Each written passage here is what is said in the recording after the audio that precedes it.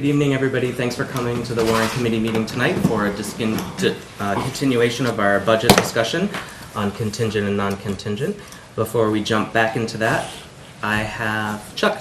I'd like to make a motion to approve the minutes of February 24th, 2016 and March 2nd, 2016 Great. as distributed, and I think they're on screen. Thank you.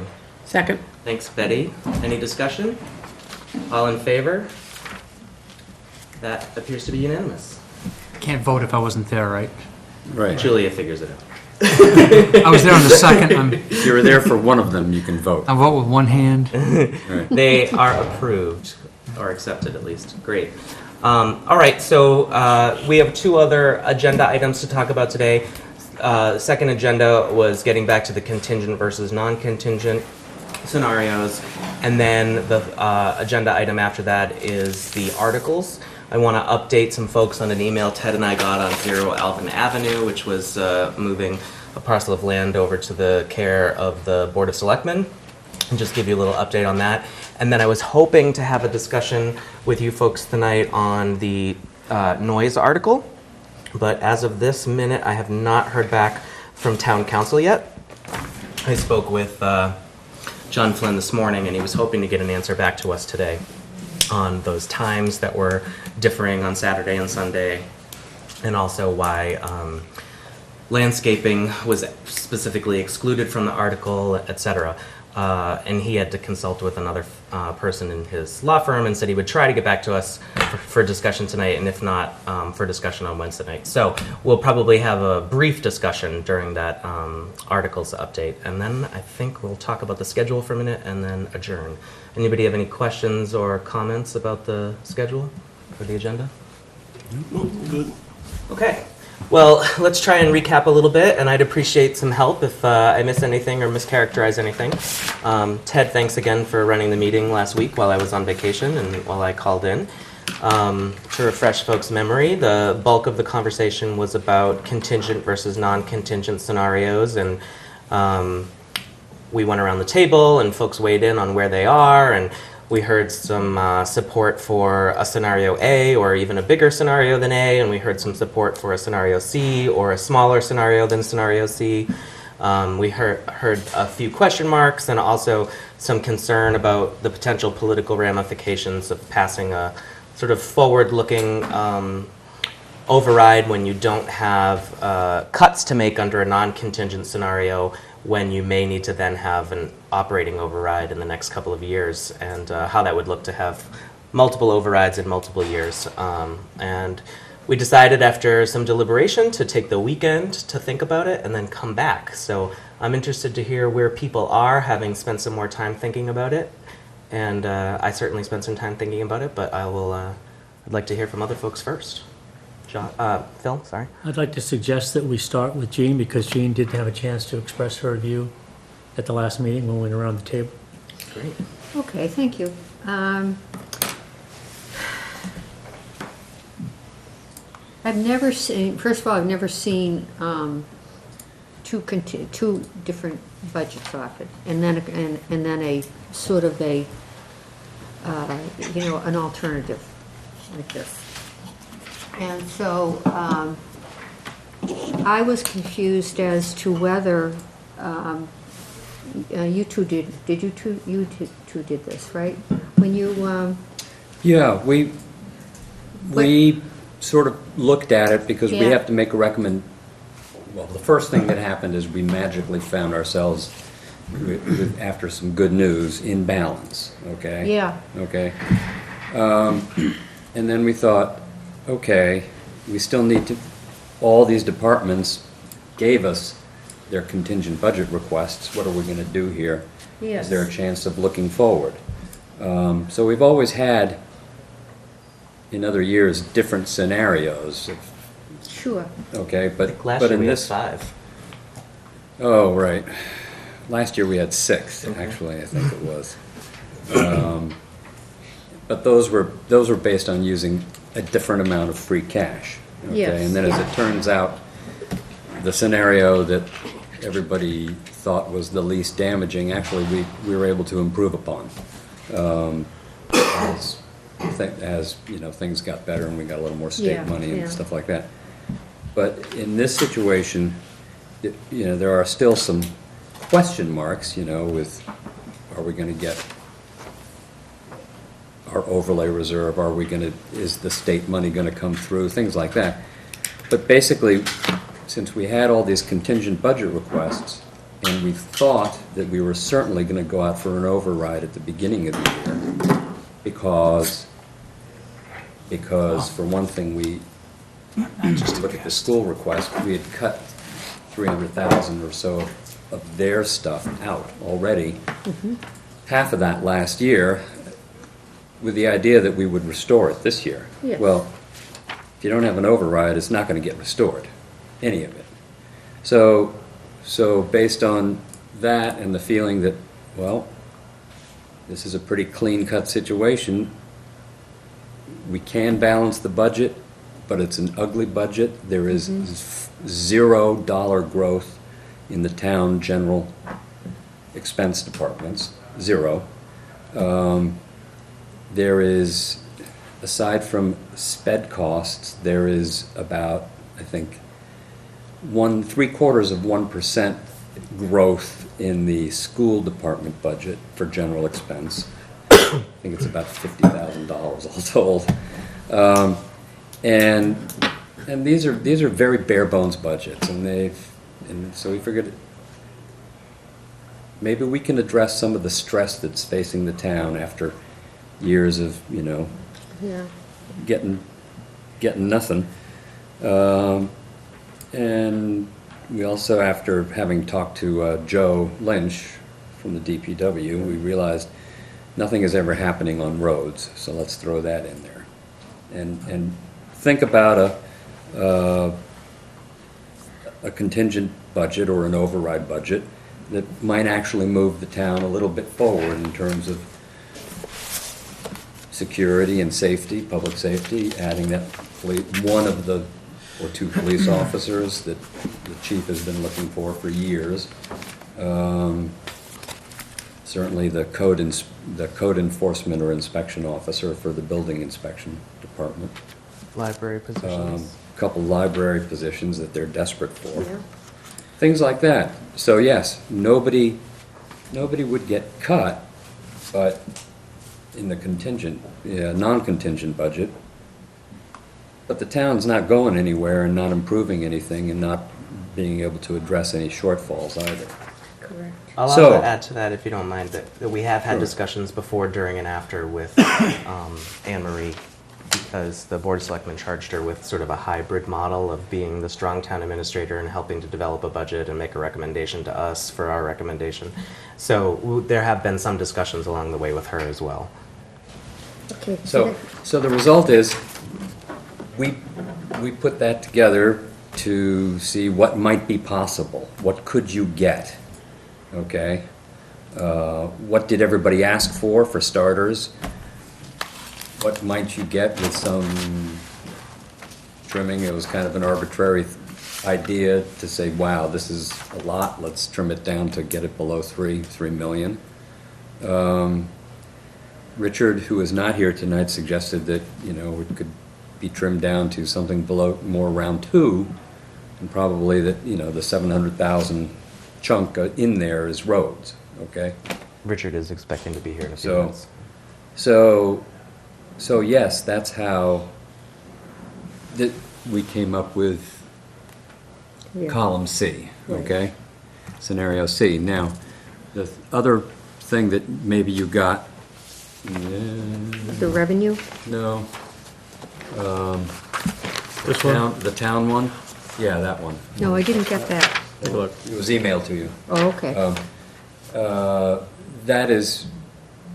That's basically the town administrator's disposition of the same amount of contingent money for the Board of Selectmen controlled departments. Okay. So she looked at the total of what we suggested could go there, Yeah? and divided it up a little differently, okay? There's there are some differences. I don't know if we want to go into them or No, not, no, but, that's not but necessary. Steve was very interested in getting the Board of Selectmen priorities. Obviously, we're not going to get those unless they actually voted on something, because they can't even talk to each other, so. So this is essentially the town administrator's priorities based on what she knows of what the Board of Selectmen want and what, probably what she thinks is the best too. So that's Okay. the closest we could come to satisfying Steve's wishes. Also, there's another one sheet we emailed you from the school that detailed, that's got some of my notes on it, but it detailed okay. their, I think I have that. well, it has a bottom section now, which was their, sort of the priorities. But Yeah. anyway, Yeah. okay. So- Yep, so we are a little better prepared in terms of talking about what would actually go into an override were we to recommend one, okay? yeah. All right? So, so the compromise, so these all have backup?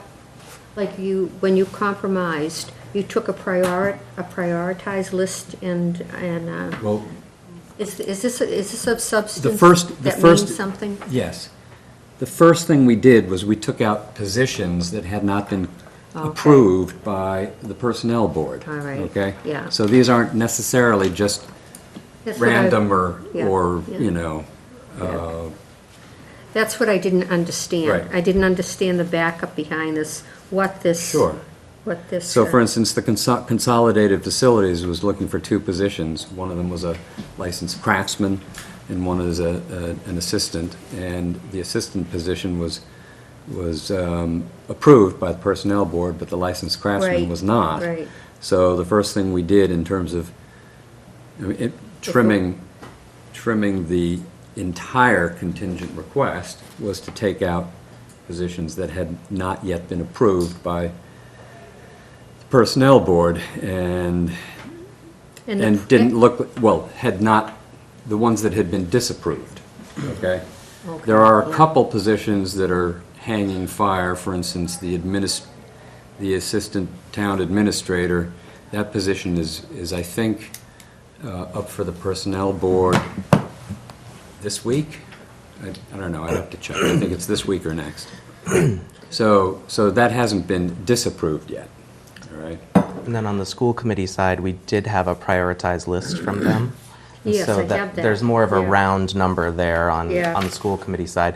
On the advice of Glenn, last week, Ted recommended a slightly larger number of a cut for the school side, which would, Instead of 186, which is in this list, it's 199, which... Right here. Yeah. The Instead of that 199 would- 186, it's the 199, because the school committee will trim up from the bottom of this prioritized list, Yep. and there was no way to break. split one of those items that way, so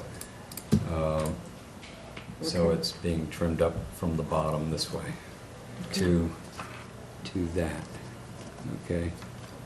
To that number. Yeah, So that's, you know, yeah, I didn't know what the substance was behind these, right. yeah. But it's mostly positions?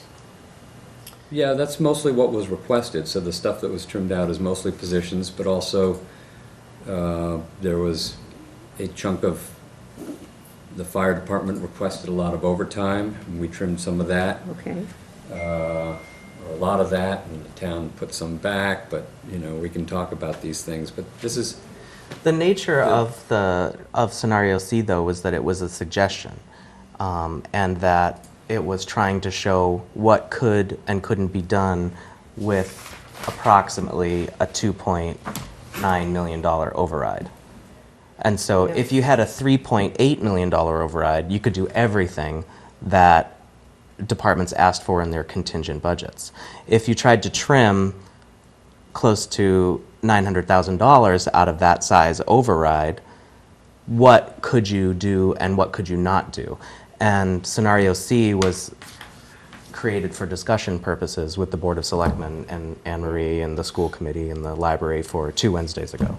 So instead of going for a $3 million or a $4 million override, you're thinking that $3 million is more palatable and it would still give us a growth aspect to the town. Is that the Yeah. thought behind it? And also, and you'd be able to have a line item for a significant improvement for roads every year.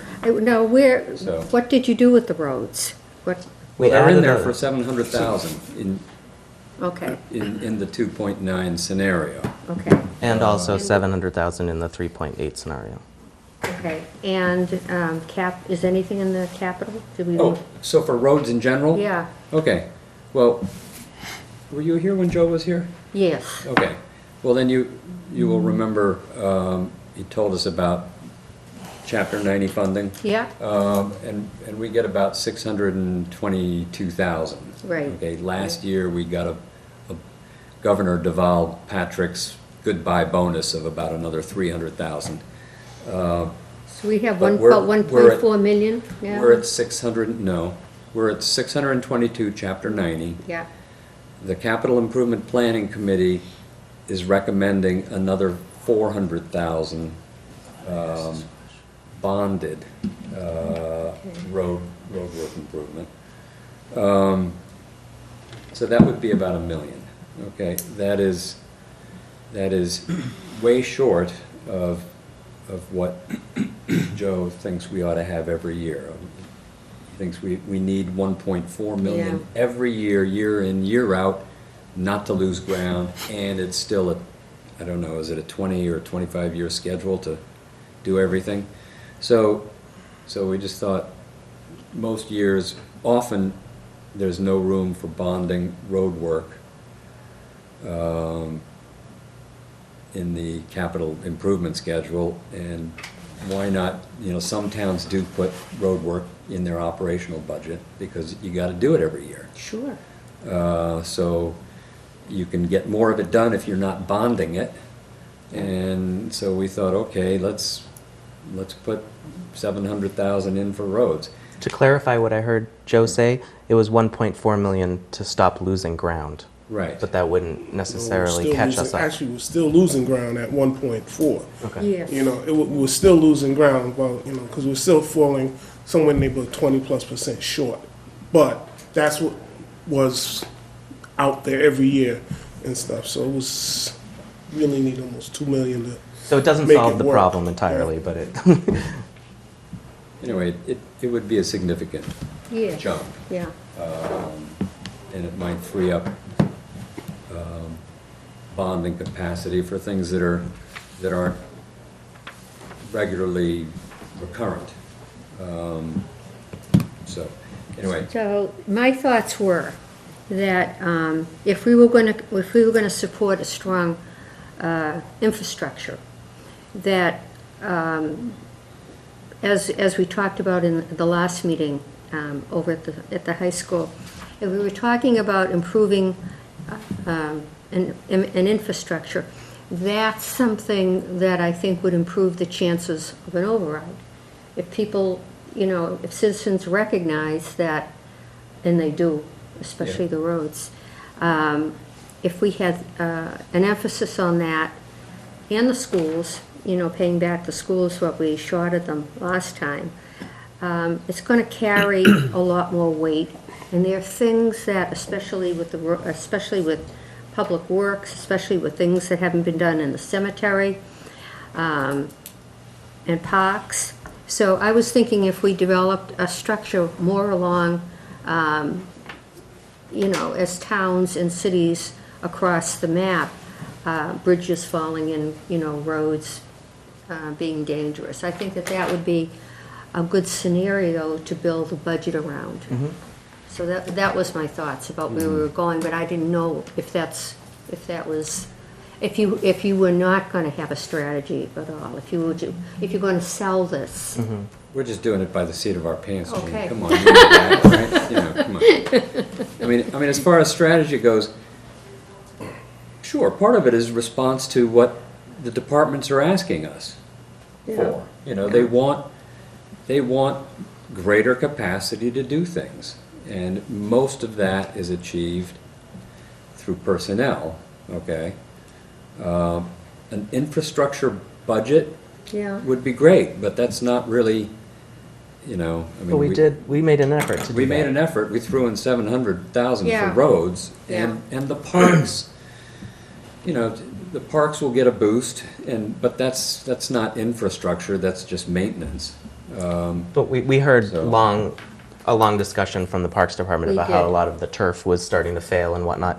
Yeah. And in scenario C, one of the recommendations is that we would be moving a Parks employee from their revolving funding to their permanent payroll, and that would free up that same amount of money in their revolving fund in order to help support rehabilitation of the fields or whatever else they deem to be most important to spend that revolving fund money on.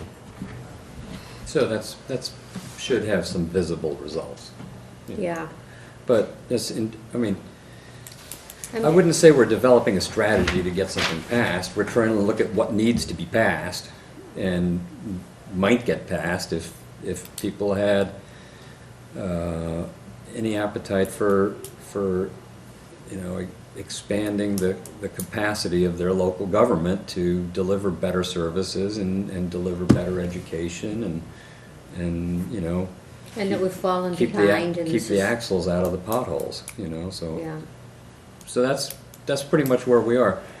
And obviously, we can make a recommendation of what general direction we want to go in. But if we don't have the support of the Board of Selectmen, who ultimately have to put it on the ballot, we're probably not going to go very far. And I'm not sure it's fair to this committee to put in the extra work of figuring out what bits and pieces should go to whom, if there's going to be no Board of Selectmen support. Yeah. So we need to make a decision of what we'd like to do as a body today, and more specifically than, well, here's 3 possibilities, Yes. Right. so that we can hand that to the Board of Selectmen tomorrow. I've been invited to the Board of Selectmen meeting tomorrow night to bring You them want to have something to bring. my recommendation. Yes. Because they didn't, you know, they would like to see what a Sure. recommendation from the Yeah. warrant committee would be before we get behind it. So who knows what'll happen, but it's getting late in the day, Sure. which is, you know, it's just the way it is this year, you know, the stormwater situation and what are you gonna do? Were you able to watch the meeting from last week on TV? Pardon me? Were you able to watch the meeting that was recorded from last week?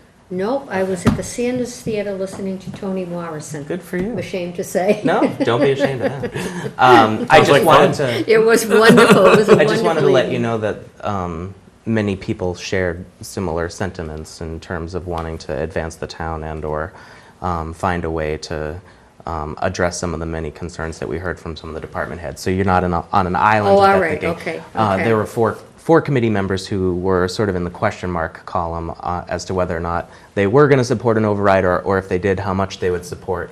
But we got words of encouragement from several as well. So I just wanted to give you a sort of a general Yeah, sense of where we thank were. you.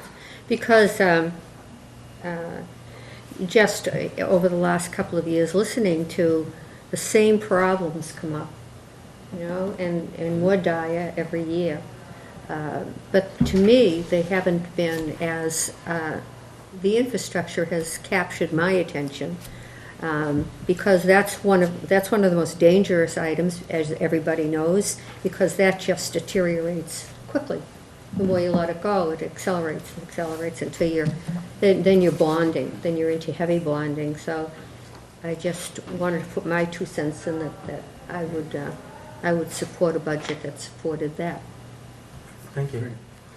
Other comments? Phil? I have a question and a comment. First comment I would make is that we're here to look at 3 different scenarios, one of the scenarios we ought to be looking at is the warrant committee scenario, built from the ground up by this committee with input from the selectmen and the schools. And yet, unfortunately, we're at the end of this process and we're being presented with 3 scenarios not produced by this committee and asked to vote on a bottom line budget. Yeah. That's very problematic. And I hope for those of you who are here next year that you don't allow the process to get to this point. Yeah. The responsibility of this committee is to build the budget, not to just sign off on budgets prepared by other people. The question I have is the law budget. The law budget has asked for a $166,000 increase under the contingent budget. Is that included in both C and A? As far as I remember, it is. That is mostly the air plain noise request. It's not clear to me because we grew under the budget workbook, we grouped them into such large groups that you can't see what's happening with each individual budget. Okay, can I address that for a second before we answer your question on law? I don't know another way to discuss what size override you might want or need or have an appetite for without presenting some scenarios as discussion points. Scenario C is not meant for us to vote upon and then endorse all of these line items for each individual budget. And I think I've said that many times. So please don't mischaracterize me like that again, because I think you know my position. My position was we were trying... I don't understand what you're saying. What you just said and what I just heard was that we shouldn't allow the committee to get to this point again because we haven't built from the bottom up. That's right, yeah. Scenario A is what everybody asked for, all the department budgets. Scenario D is what all the departments asked for under a non-contingent scenario. So that's what was presented to this committee. In order for us to have a bottom-up discussion, we need to know what that full size would be if we had a contingent budget and what the non-contingent budget would be. In this case, it's 0. Last year, it was cuts. So we needed to present those 2 columns.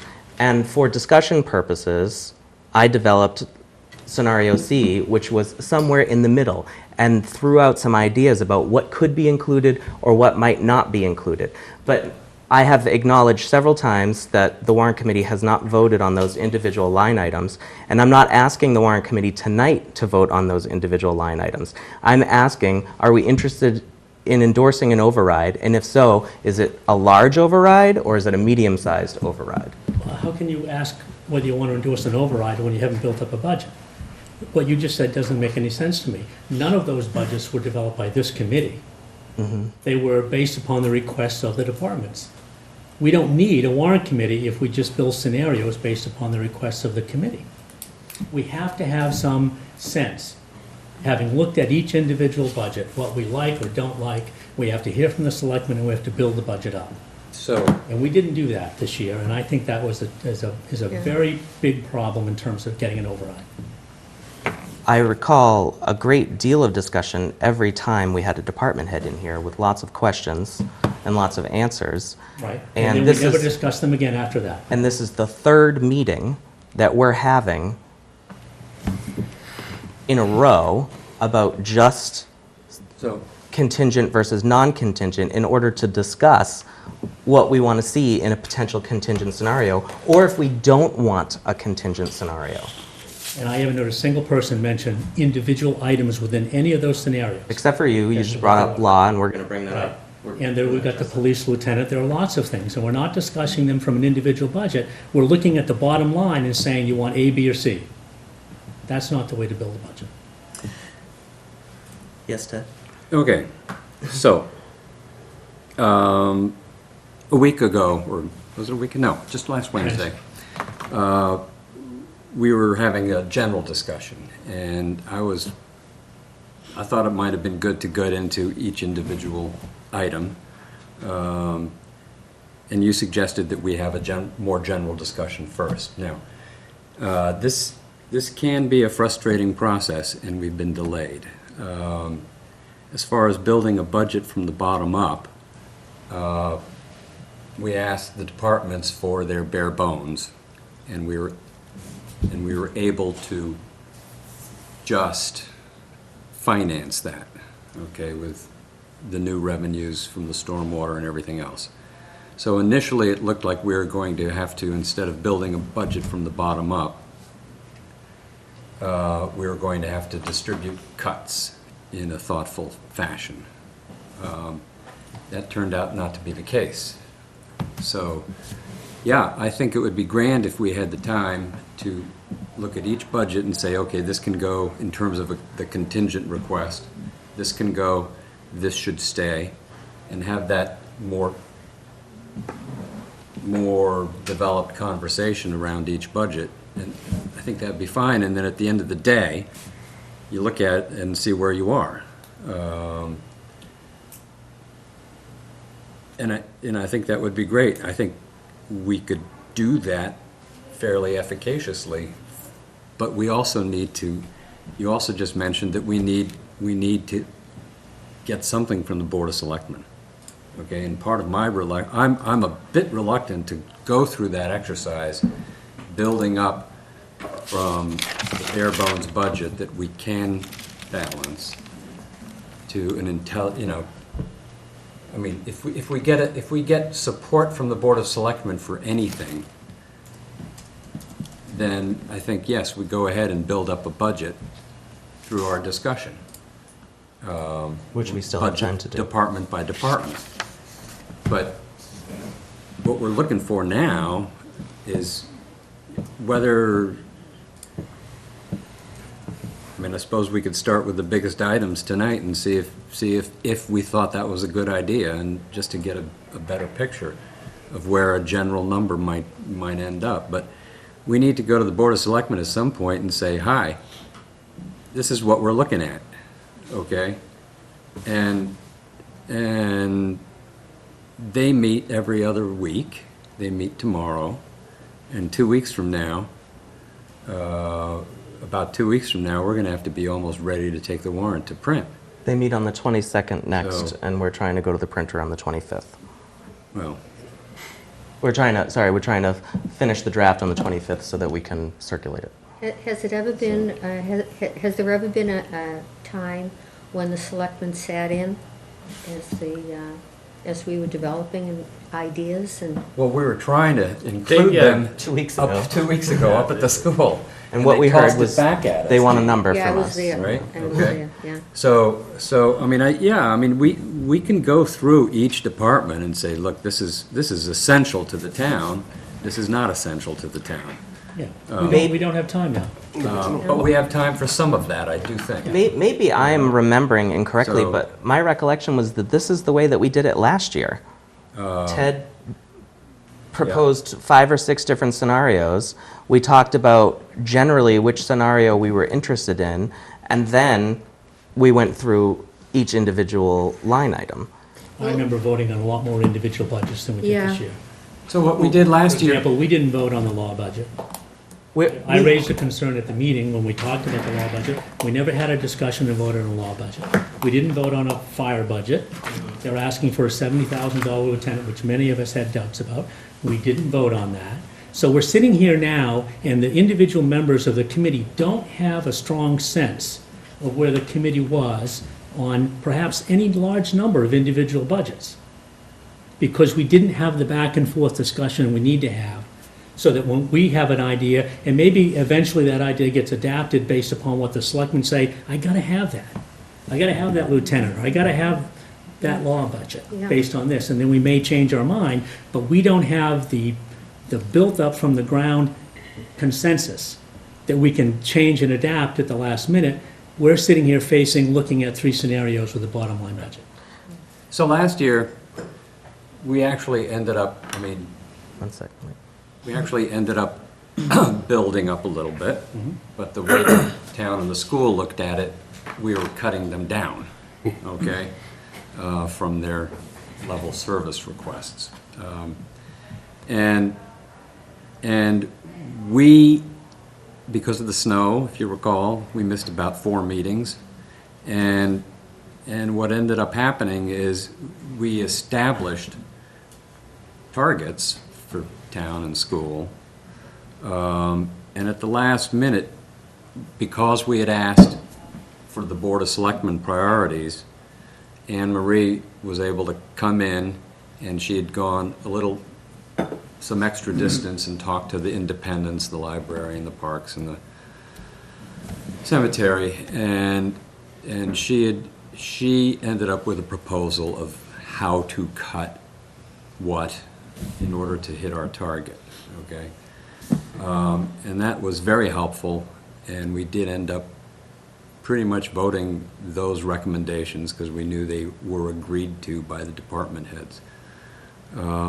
Before, we had a little bit of extra money over level dollar, no, bare bones.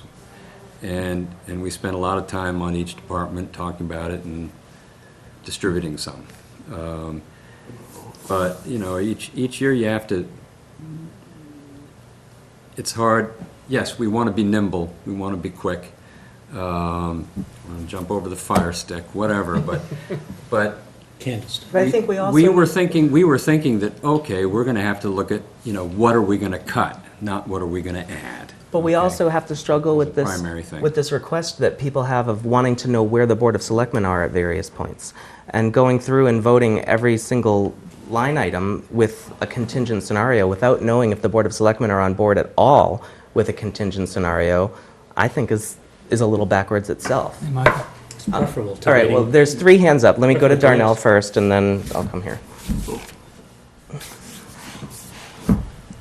What you want to do would have been more than possible with getting done and having time if we didn't have that town meeting stuffed in the middle of our discussion.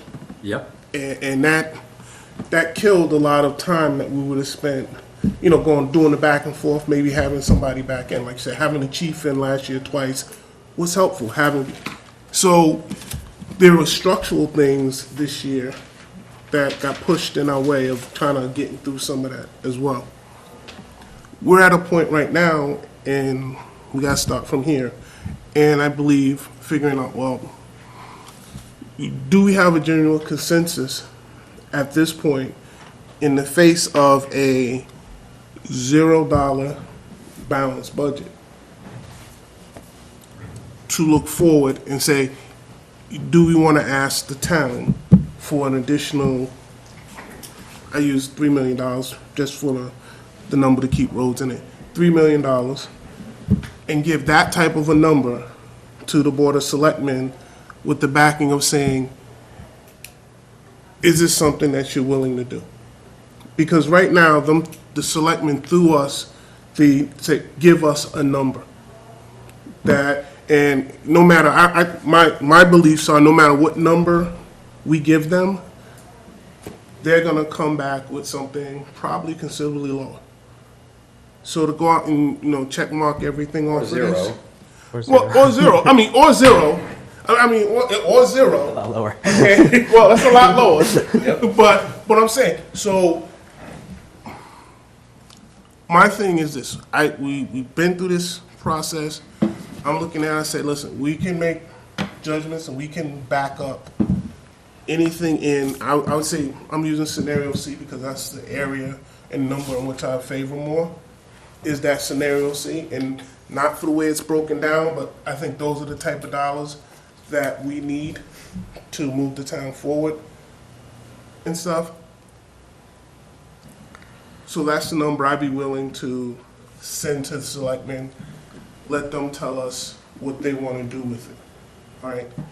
Now, if they say, okay, we're gonna do that, and, Tom says, well, I said we're not gonna use the stormwater, we'll take 700 away to 1,000 out of that, so now we're at 2.2, 2.1. Now I gotta come back and say, okay, if this passed, what are we gonna do with it? Where are we gonna cut? So we're gonna have to go through this whole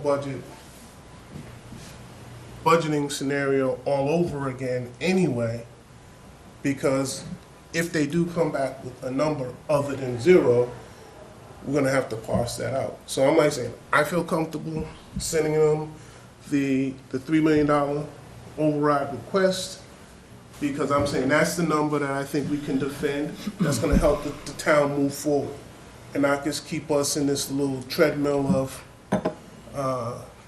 at this point. And then if they come back with something different, we're gonna be forced to go through that same scenario you're just talking about anyway. And I'm just like, because they threw the ball back to us and asked us for a number.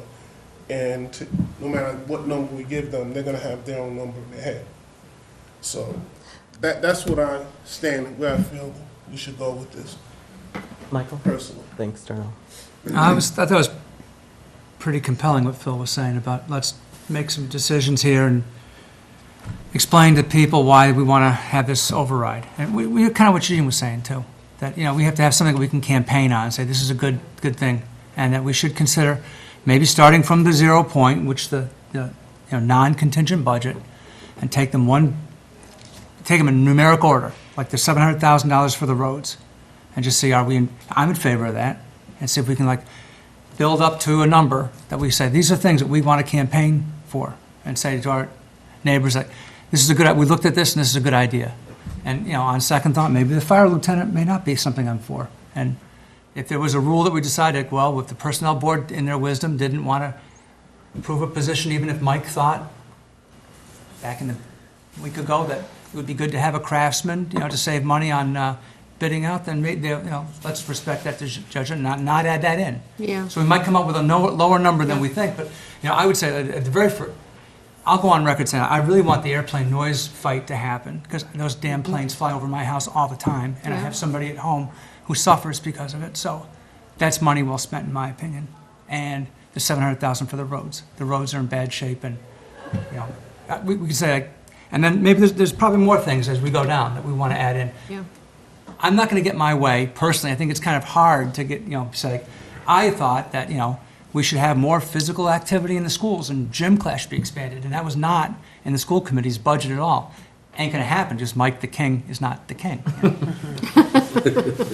But, you know, maybe we should just go around and say, like, let's start from the bottom, and based on what we talked about so far. How do you feel about the roads? How do you feel about the airplane noise? Then we're at $1 million right there. And we'll just keep going, you know, in numeric order, so. Thanks, Chuck. I don't think it's, I kind of wanted to echo what Darnell said. I don't think it's fair to criticize the process without acknowledging the special town committee, the special town meeting with the stormwater thing. That was a little bit like the snow last year, a huge drain on time, and I don't think anybody was going to really focus until they knew whether or not the stormwater fee was going to pass. No Because matter how many questions we asked.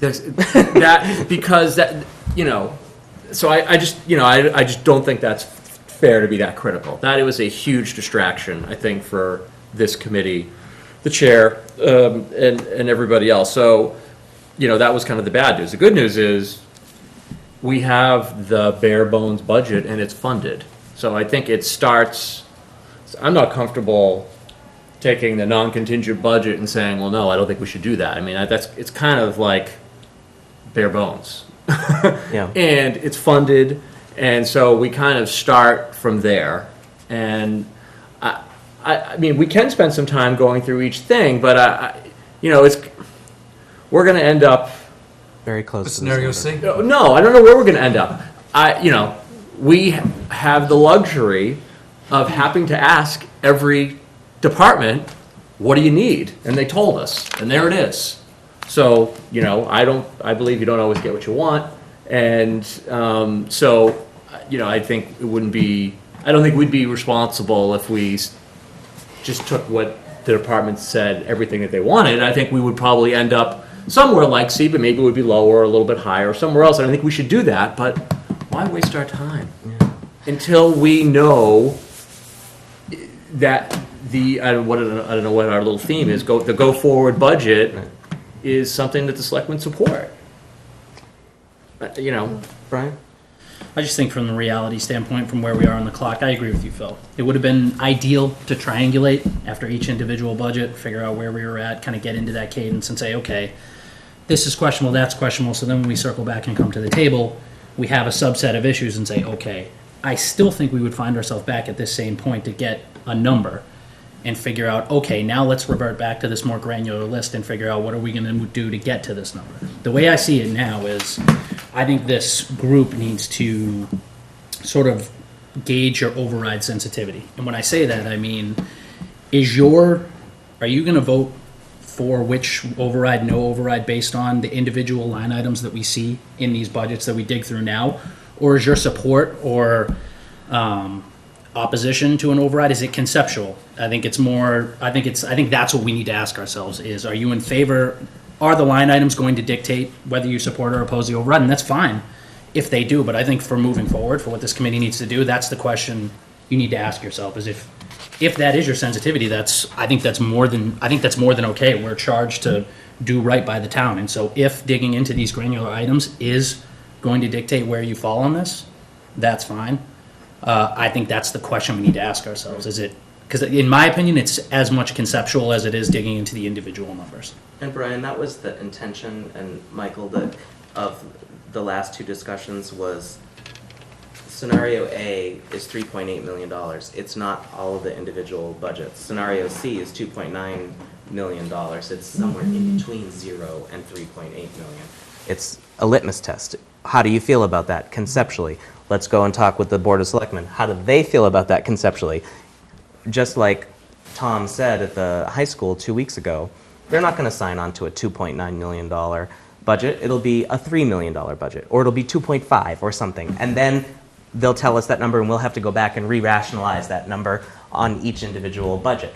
My goal all along was, after we got a sense of where we were on an override and where the Board of Selectmen were on an override, to go through every individual budget item and say, okay, we know we have a new budget of an additional $3 million.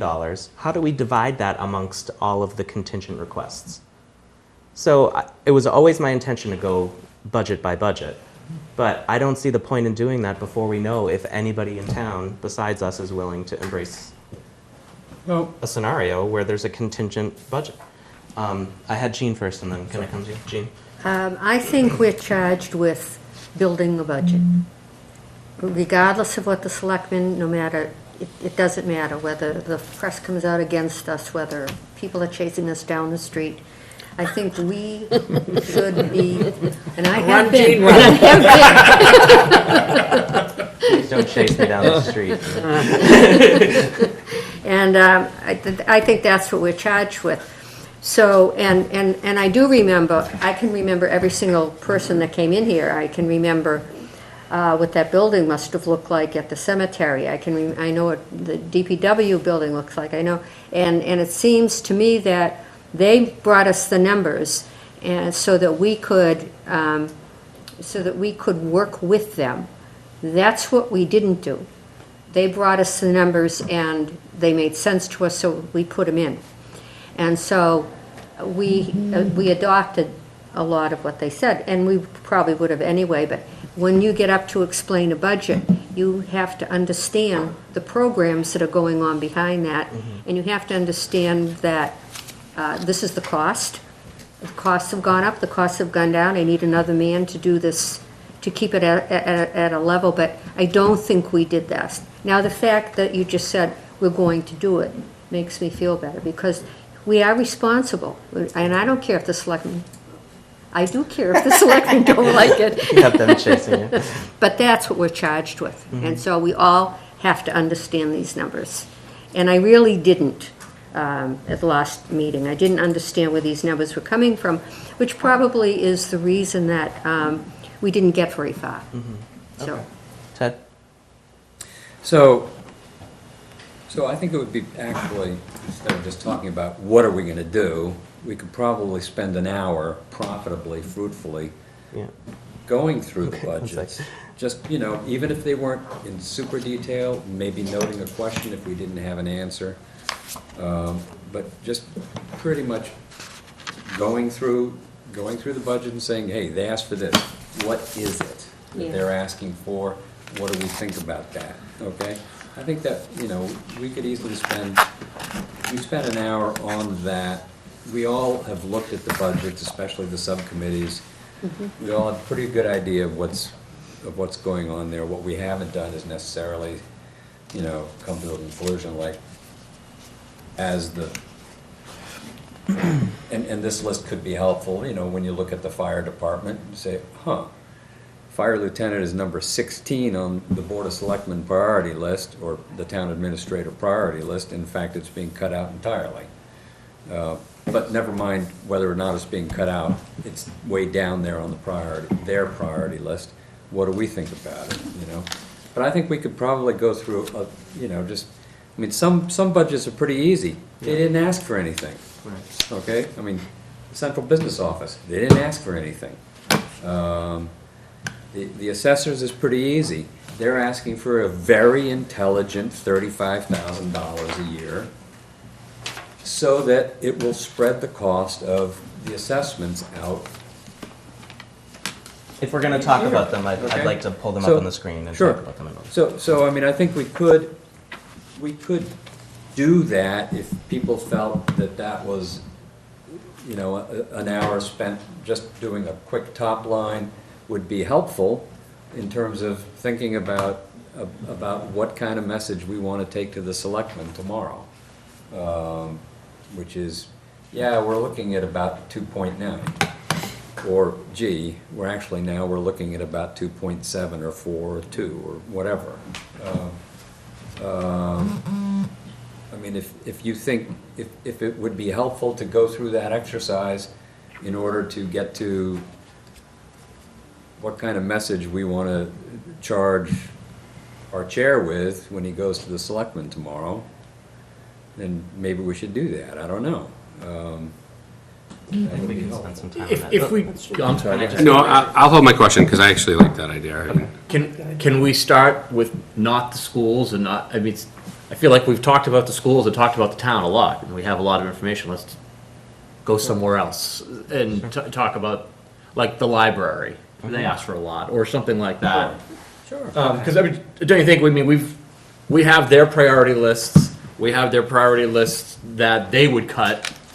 Yep. We can discuss them, but, I think, if we want to, we can, but we have a lot of information on that. We certainly ought to, I would agree, we should approach it by looking at the independents, okay, the ones that are at the top of the list here, okay? Because, we threw some numbers at a page based on on a very quick analysis, what we thought might be intelligent. For instance, with the library, the reason we put the library number where it was on scenario C and this, which is unchanged, is they were looking for 5 positions. 3 of them were not approved. That left 2. Okay, so we eliminated the 3. Since you're spending less money, then you can cut the material, the minimum, The stuff they gotta buy. the MAR. Okay? The material acquisition, or the minimum, whatever that is. You can cut, anytime you cut their expenditure number on salaries, you can also cut that MAR number by 13% of whatever you cut, okay? Because that's what it has to be. So that's how we arrived at the library number. As a for instance, it's pretty simple. They were just asking for 5 positions. They were, there might be a $2,000 of general expense, and maybe we ought to look at that and make sure that we include that because they probably need it. So I don't know. But that, as a for instance, yes, I agree. We ought to start there. I just want to pull the budgets up if we're going to actually talk about Sure. them, so that, in case people have questions. Is everybody okay with that general concept? Does anybody have any other comments or questions before we start that? Good idea? It was a good idea. The question is, can I find budgets anywhere near as quickly as Ted can? Individual budgets? You want to switch computers?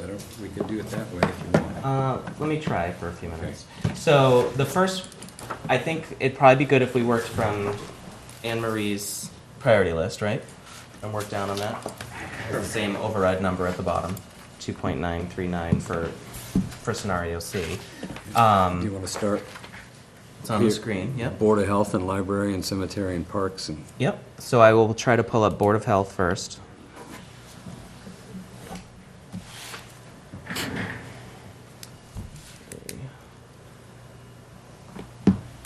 Can find it.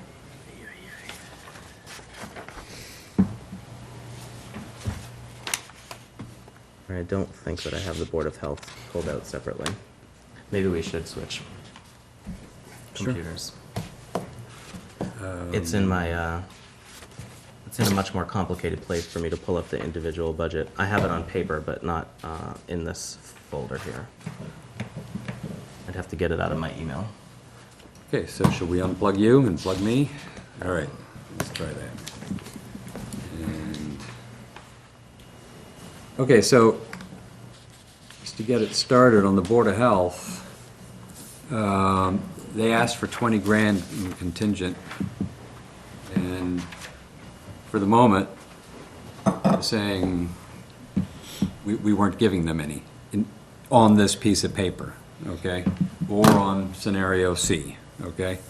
And maybe that's a mistake, maybe we should be, okay? So this is why we're having these conversations. And we would have had it later, but we can have it now. So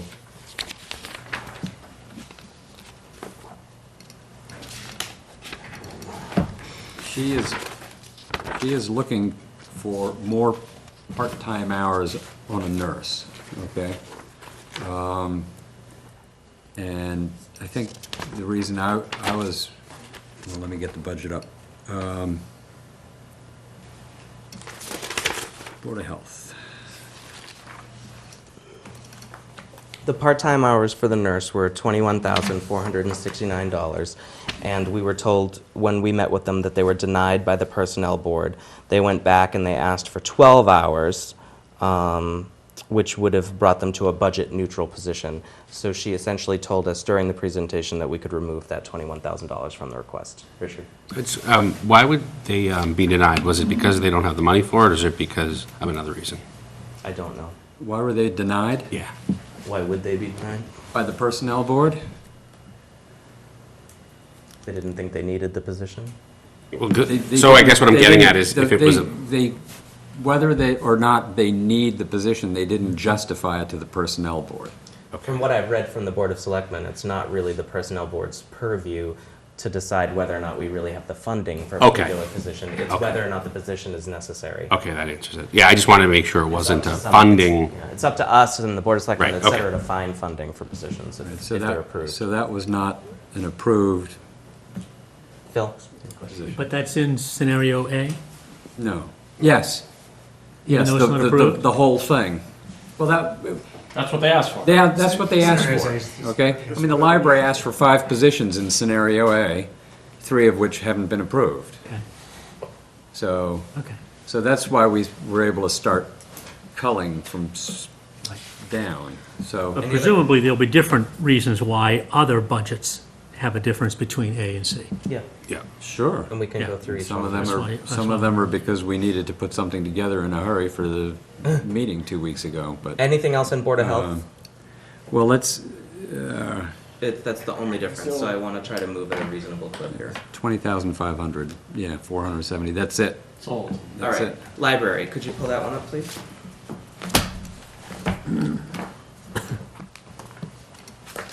So the library asked for, it was about 5 additional positions, plus funding for materials that were proportional to the expense associated with those positions, which is a state law.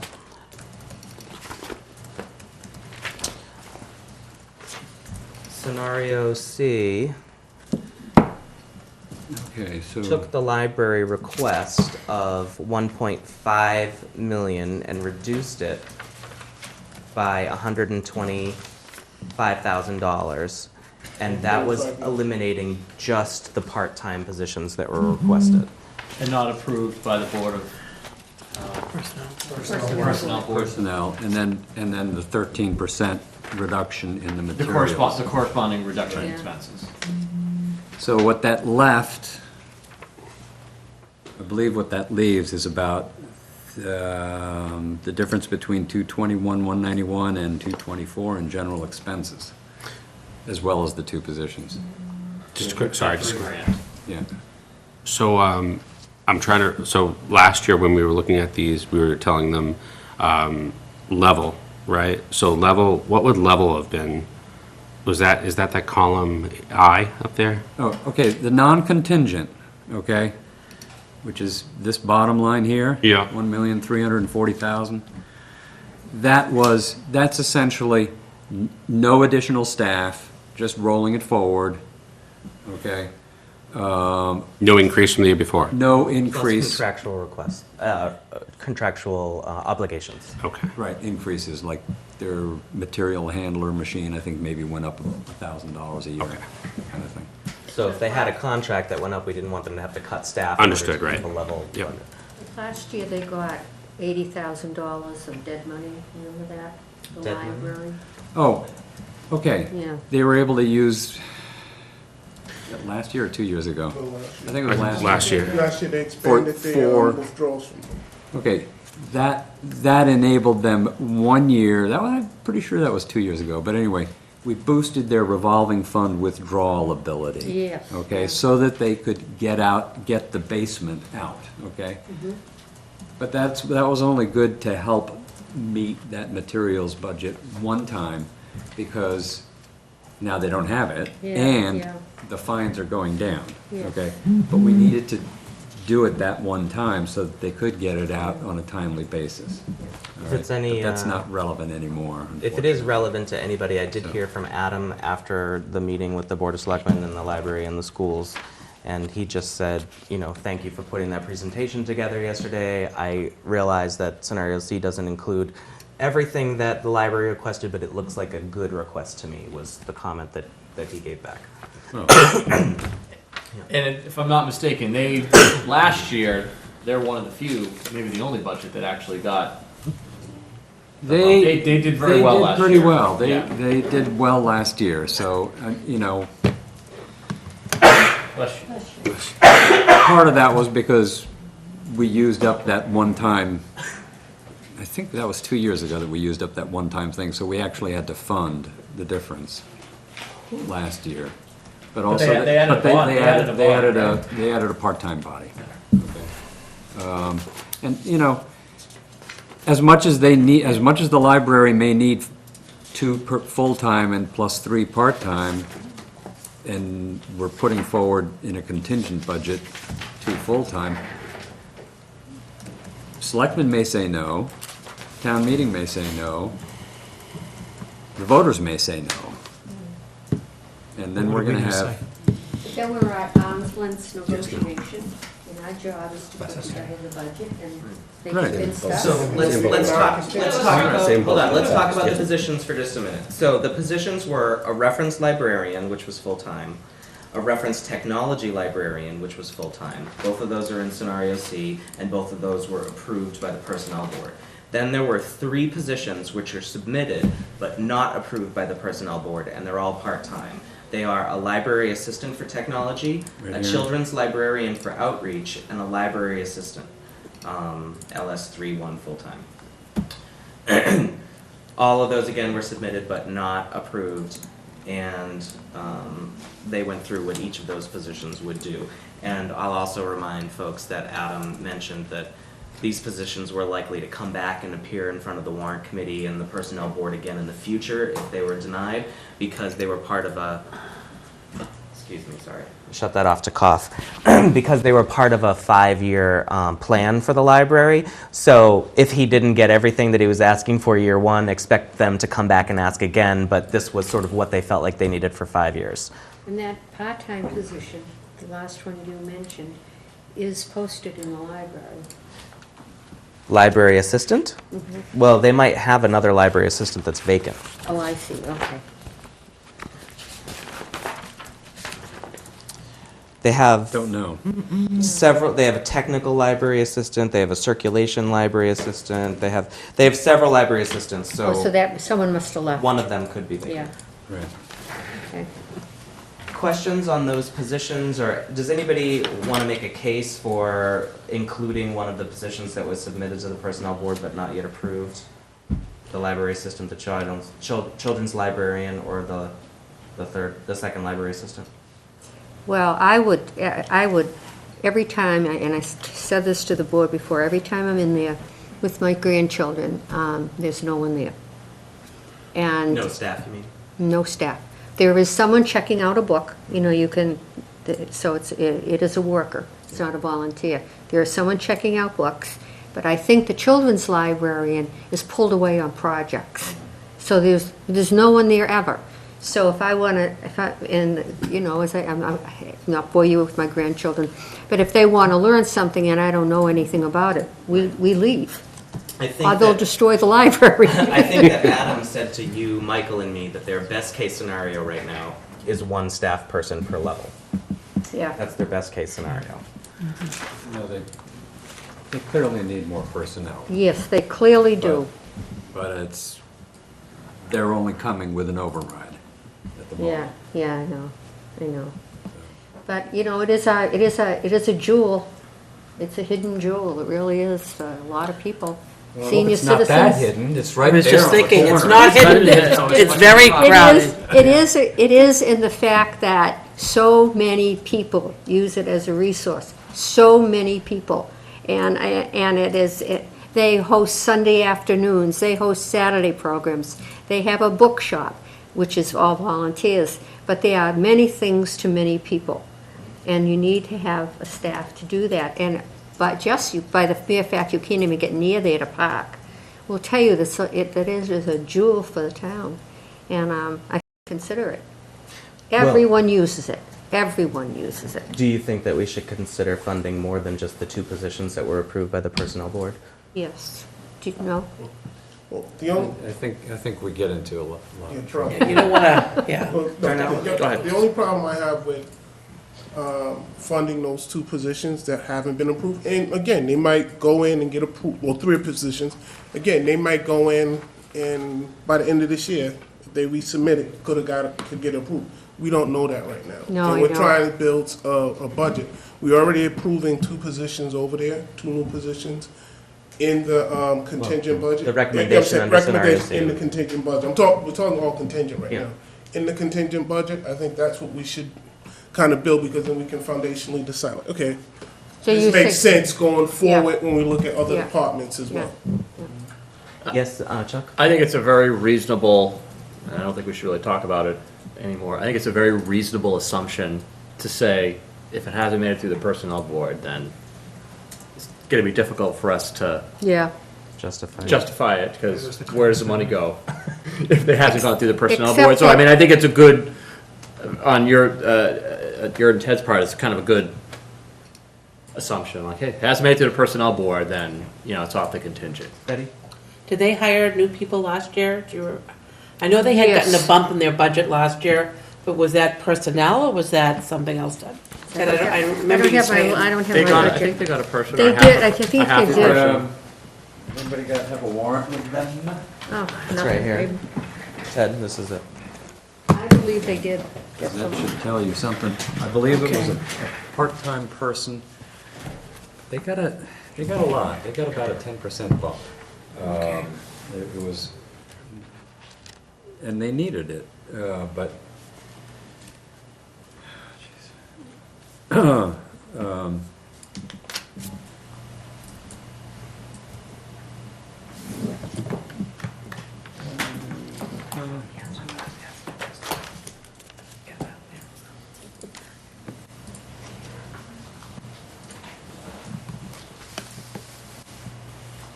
Okay, I'm not sure it says exactly, but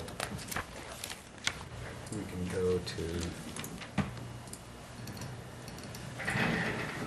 last year's request.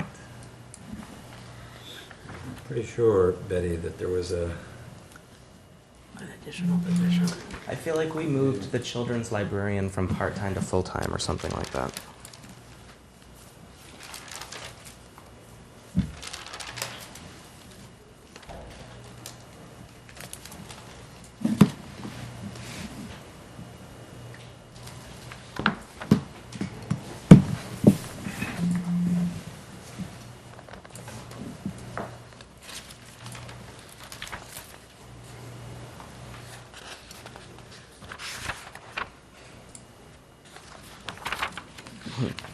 Somebody has a warrant from 2 years ago. We can compare the staff list under the position table. Well, we can move on. I was, Go home, I don't want to spend No, we 20 minutes looking that up. Just trying to figure out why I don't have.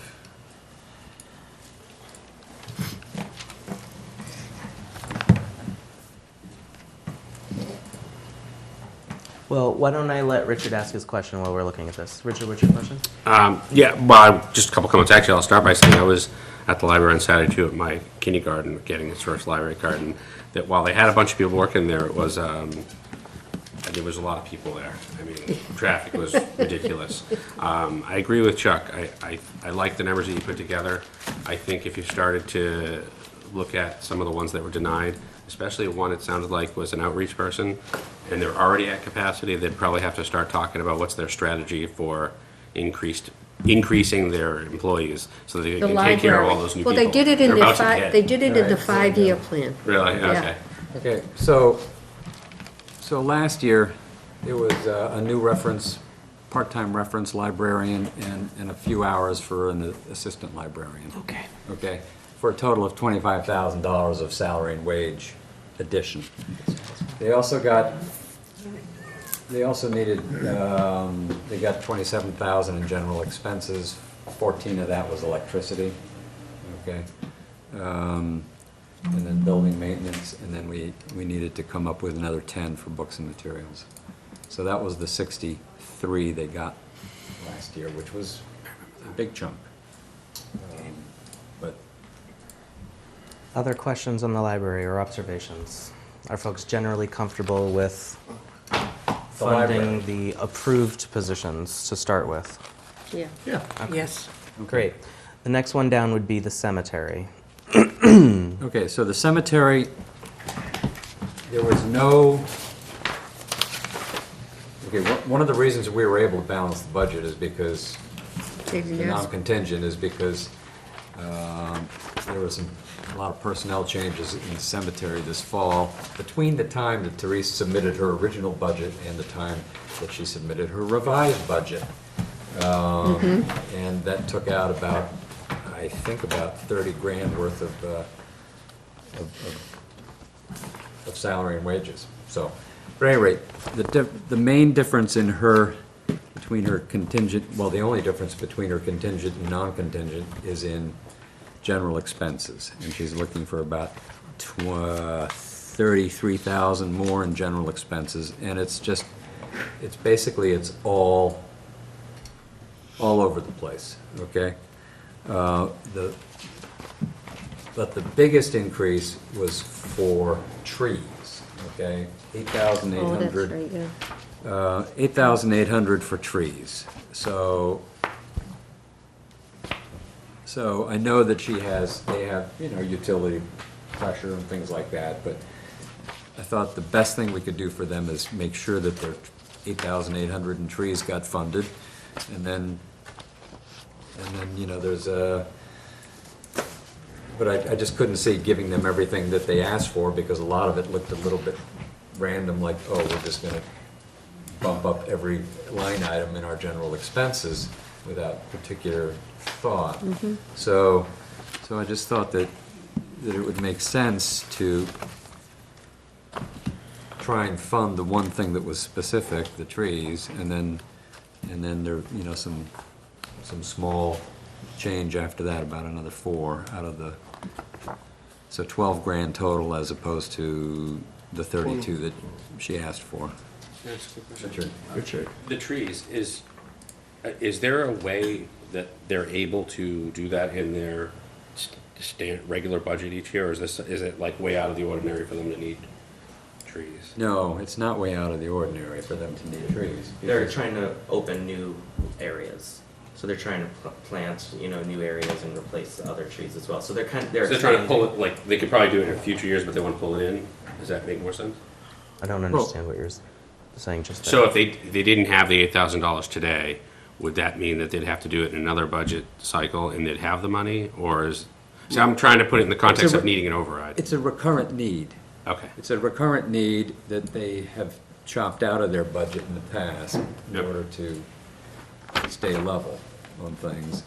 And you know, they need to plant more trees because old trees have to be taken down every now and then you want to replace them, just the same as the town. I think they're developing that. They don't have that And- much more to develop and they're Right. finishing up. Right. One So could it's- imagine that last winter's storms must have gotten a lot of No, those I trees. understood. I'm just trying to understand. Damage, I don't know much yeah. about the cemeteries. I So don't know it's how often it 12,000? happens. 436 and 8,000 for trees, so what else? 8,800 of that is for, additional tree. They had Trees, the a, 12,000. they had a budget of 5,200 for trees, and they're looking for a budget of 14,000 for trees. Right, but on this revised recommendation, it's 12,436 for the. Right. My How did we feel, come up with that number? because I chopped 20 grand out of the 32,436, because I could not make any sense of Okay, specific items It's too because spread it's out. spread out over all those categories that you see up there. Ted? Whereas, What you just said was you chopped out $20,000, but I don't think that that's accurate. The reduction. Oh, you're right. You're right. I'm sorry. it was. I mean- What we approved, what we included in scenario C was an additional 12,436. I'm sorry. Yeah. No, you're right. I was just wondering how we You're came up right. with that number. That is not building up from the bottom. You are correct, okay? I built up from the bottom in terms of I know I wanted to preserve the 8,800, and then kept looking at all these others, and I couldn't make any sense of it, so maybe I should have just left it at 8,800 for the trees. So did you leave almost 4,000 in from those? How did you Yeah. get from 8,800 to 12,004? That's my question. Because Round number four, I right. took the shortcut of chopping from 32 down to 20, down to 12, rather than building up, because I just couldn't, I mean, here and there, it looked like, okay, Some of those things might be. some of those things might be useful, Postage, And here I and don't know, I there. can't read what they are. here and there, it just, You know, they were just increments, really. I can run Right. through them a little bit for you. It's So- it's a difference of about $2,000 on equipment maintenance line. There's a difference of about $6,000 on other equipment line. There's a difference of $400 on water and sewer for contingent, non-contingent. There's a difference of about $1,000 on fuel and oil. And heat has a difference. There's a difference of about $1,000 on telephone. For some reason, it looks like it's going in the opposite direction. It's less on the contingent scenario. Dues and membership is more under contingent by about $800. Professional services is a big jump, about $5,100 difference between contingent and non-contingent. $800 on printing and copying. So- $300 on administrative fees. I'm almost done. 400, sorry, 5, 6, 7, $750 on advertising. So to Ted's point earlier, there's kind of little increases and two strange decreases all throughout the budget. In the trees. What, Chuck? Nothing, I made a bad joke. so, I mean, here's certainly an area where we could say, let's just leave the 8,800 increase in for trees and the hell with the rest. But Or do we need all of it? You know, I don't particularly remember at this moment why they Well- needed additional printing and advertising under a contingent scenario, or What do they advertise? I don't know what they advertise. they sell graves. I'm not sure. Well, we've just identified an area we can go Program. back and look at if the selectmen come back with a number that's lower than our override. That's the purpose of this. Okay. Yeah, and my notes, Scenario. when Teresa was here, she said something about repairs to a truck, and then there's some development, you need a permit from the Conservation Commission. So, I mean, I would hate to like arbitrarily cut that if that's a thing that they're gonna need. Yep. The truck needs to get fixed or something. Yeah, it's hard, it's a challenge to pick out where's the truck on that? Where did she put it in that list of items? Other equipment, maybe. Yeah. So you want to leave this one as it is for now, and then come back to it after we get some feedback from the Board of Selectmen, or are you thinking that sort of should- scenario It's C close. should be More over higher or 4,000 bucks. lower?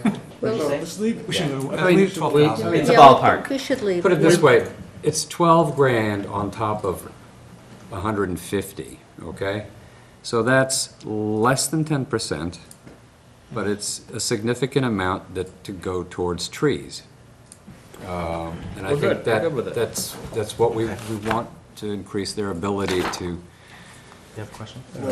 keep the place nice. And Yeah, also it give is. them flexibility. If we give them the 12 grand, you know, they may only need to spend 5 on trees and spend 3 on truck. If that's more important, we're putting a signing of value to the trees, but it might be something that they might be able to maneuver with to get through the day, if their priorities are different than ours. Parks and Rec is next on the list? Sorry, Jean, did you have something? Oh, I just think we should leave it alone. And if we have to come back to it, if we get Okay. Thank you. pushback from So upstairs. Parks and Rec would be the next budget. Between what they submitted for a full contingent request and what we did for a scenario C, we reduced their request by about $71,000, which would basically increase them over a bare bones budget, $65,000.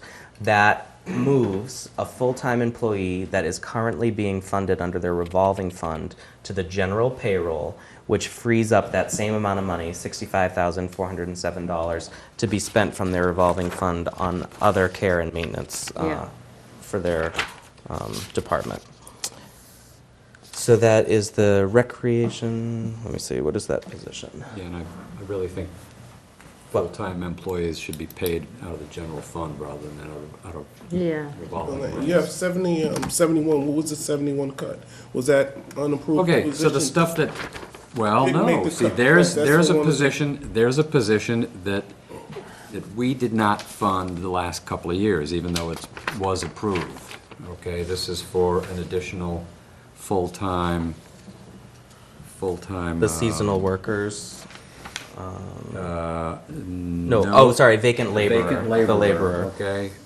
at $30,338. Okay, we haven't, that's a contingent request. And, let's see. The seasonal workers and the overtime budget have stayed the same between contingent and non-contingent and from year to year, okay? 2 years ago, when we did not fund the laborer, we boosted the seasonal budget by 10 grand.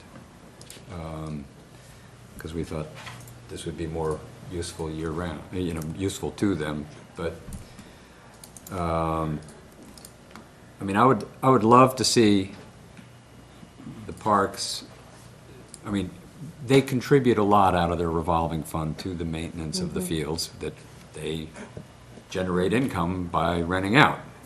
So I would like to see their bookkeeping more regularized, and I think we're on the path there, and their revolving fund will show the contribution that they do make.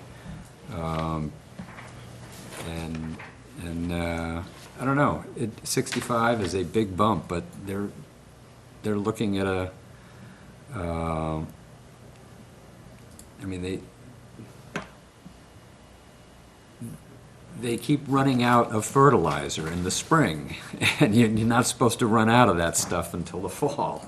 So, The conversation that Ted and I included the fact that, you know, they submitted this request, we essentially were gonna fund almost half of it, and the other half was requested for things like grounds and building maintenance, which would have brought them from 36,000 to 55,000, 2,000 for electricity, and 4,000 for water and sewer. And our thought was, they're gonna be able to now reallocate that 65,000 to some of these other areas from their revolving fund, depending on where their needs are most great. and let's see how things shake out, and, you know, 65 grand on this budget is big. Yeah, yeah. I don't see any reason to go any further. But maybe somebody here does, so. Maybe you don't want to go that far at all, but I think it would be a good idea to put full-time personnel get them out of the revolving fund. Absolutely, yeah. So that's what we thought would be the most important for parks. Thoughts on parks? Concerns, questions? People think that it's generally directionally correct. That's my new corporate term. Like, Okay. can we move on from here because this is approximately what we want it to be? Directionally correct? Okay. Yes. Okay. Thank We you. like it. All right. I'm just Okay. looking into that grass seed that I recommended last year. The next one is going to be schools. Okay. Do we want to talk about schools or do we want to put that on the back burner for now? I noticed Glenn has appeared in the back of the room. Magically. Glenn, do you have anything that you wanted to say to us specifically, or are you here to answer questions if they come up? I just escaped first grade information tonight, so I Glenn is saying, for those at home, Glenn is saying that he didn't have anything better to do this evening. Okay, He's done that before. so to remind folks what the school request was, essentially what Ted and I looked at was the total amount that was requested under the scenario A, which was their full contingent request. And then we looked at some sort of a compromise number. And that compromise reduced their request by $186,000 back when we put the scenario together. Then, of course, we chatted with Glenn, and he said it makes more sense to make it more like 199 because the school committee had already voted a list of recommendations, or priorities, excuse me. They had already voted a list of priorities, and if you subtract up from the bottom, Get you'll to break 199. evenly at 199 at a certain point. So we needed to target a number for the schools. I think it would be good, Ted, if you could throw up on the screen the priority list for the schools so that we can have a quick discussion about what would be included in the approximately $790,000 that the schools would get and what would be excluded and whether or not we want to talk about funding it more or less.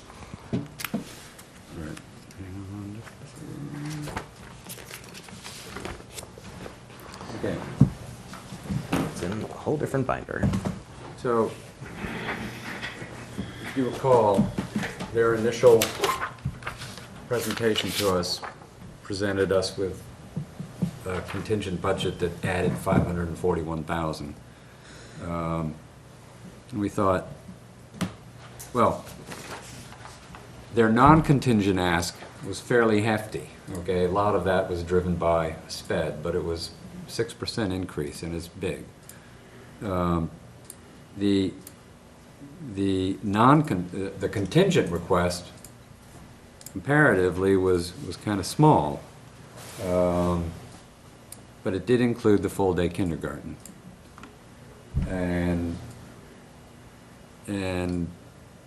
if you recall, restoration of prior reductions was about 155. Increased learning opportunities for targeted populations, 174, and then increased learning opportunities for everybody, math. And then full-day kindergarten, and then they asked for more items should funding permit. And another 176,000, the bus fees and the athletic and club fees. Another 176,000 is stuff that, wasn't a previous cut, but it was a previous addition to fees. Okay, so that's restoration of a sort of a prior cut, and life is more complicated. They need more counselors. So what would not be under a scenario C currently, before we have a discussion, would be from restoring K-12 health, social, emotional department head down. So it's the $45,000 for that line item, the $62,000 for an additional FTE for additional math specialist coach, another $62,000 for additional FTE for transition life skills teacher, or alternately, they said it could be 2 half-time FTEs. And then lastly, the $30,000 for expanding the middle school sports teams. Richard? Which is too bad, but. A question on, maybe Glenn can help me with this, so let's say this whole thing was, all the way down was funded. Is this part of like a long-term plan? So like next budget season, would their budget be pretty flat because they're kind of looking out into the future here? No. Aside from salary increases. So, Well, that, I mean, that's obviously aside, right? So- Because we know that there's, No that's such thing. that's gonna happen anyway. I would think it would probably be fair to say that each new school committee is going to have a new set of priorities and, new discussions about what they do and don't want to do. I'll remind you that the first time we asked for a contingent budget number from the schools this year, it was a lot lower, and then they went back and thought about some things that they'd like to do if they had the opportunity to do them, and that's this additional items list at the bottom here. So I think that it would be only fair to assume there could be a different wish list next year.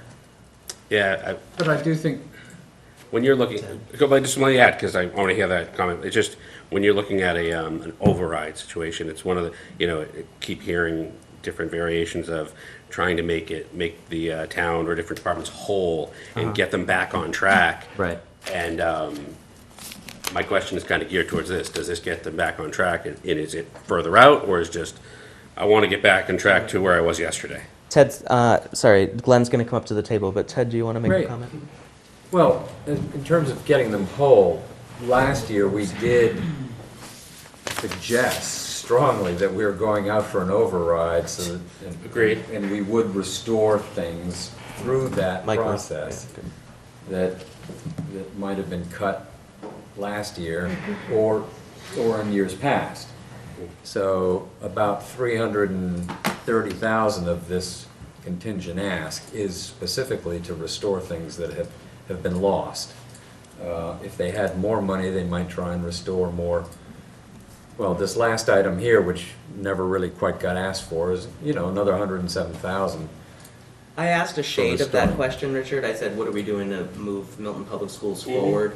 And I said, what is beyond this list of requests that you're making when we were at the schools? And what we heard back was, well, we're thinking that, the bus fees are a little bit high, the athletic fees, it would be nice to bring those down to make them more accessible to students, et these cetera, et things cetera. involved. So that's how that list started to come to be, but let me ask Glenn to address your question. Well, in terms of future plans, I mean, since we presented this to you, we had our special education program review come in 2 weeks ago. And the consulting group that did the program review actually recommended the addition of 6 additional positions in regular and special ed on top of ones we've already asked for.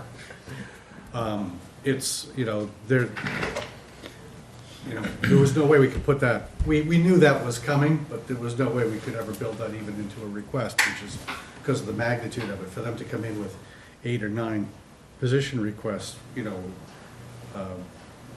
was just enormous. So, I mean, these were the priority ones. There are other things out there that obviously they've identified for us. But, we'll have to decide what we can do and what we can't do. Some of their requests, I don't think we're going to be in a position to ask for at any point in the near future. Some of them we'll have to consider as things for next year.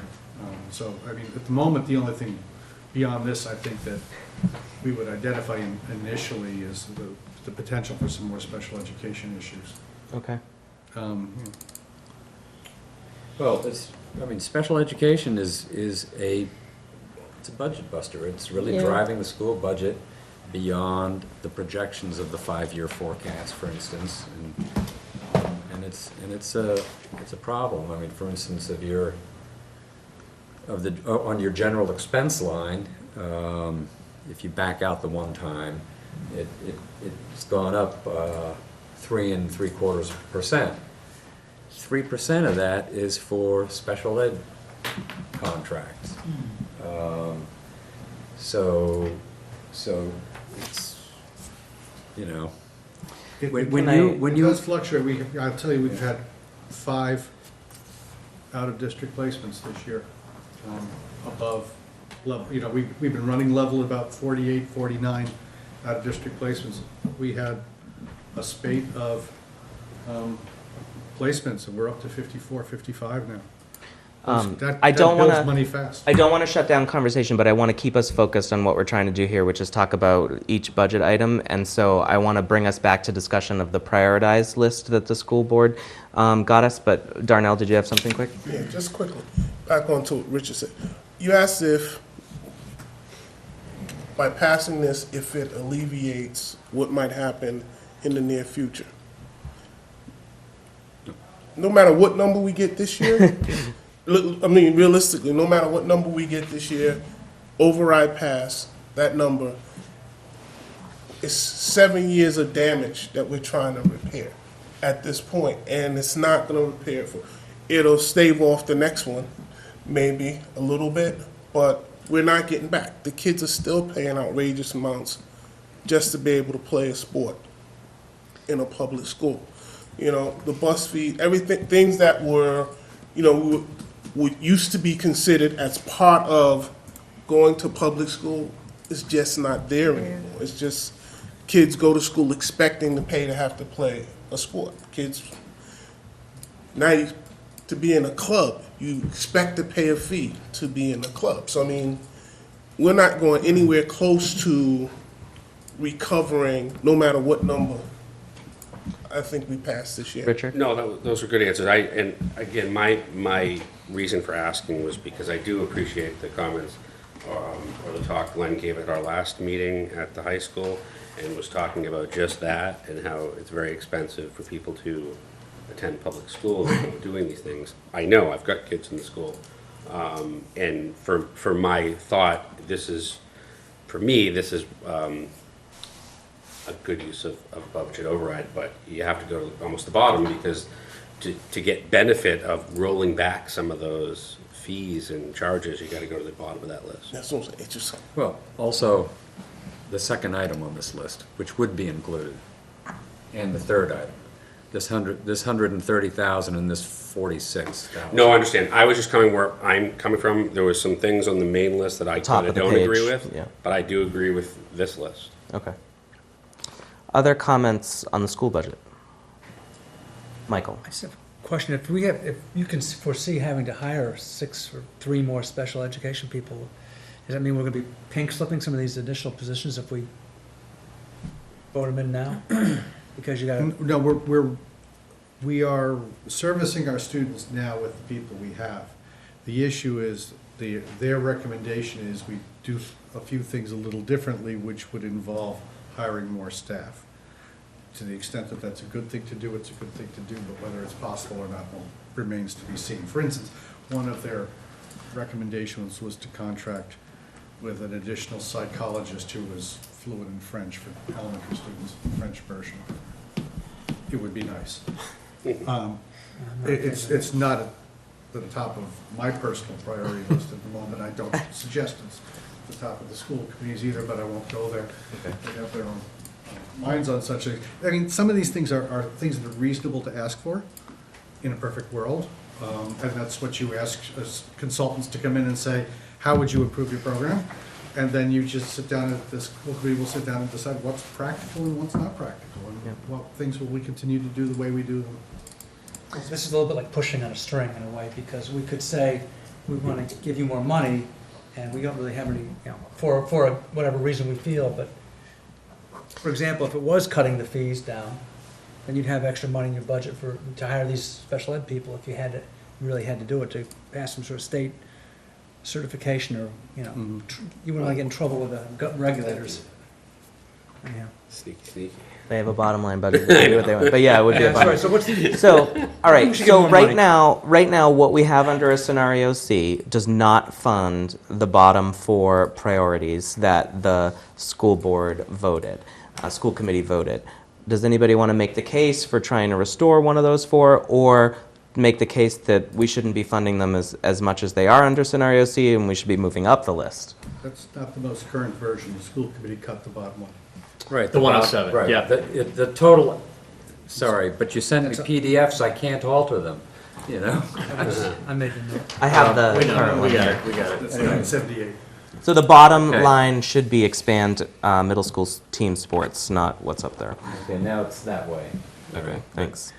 Um, So now the bottom 4 are not currently funded under scenario C. Do folks want to respond to that situation? Could you just tell us what the bottom four are again? Glenn, they are restore K through 12, health, PE, social emotional department head.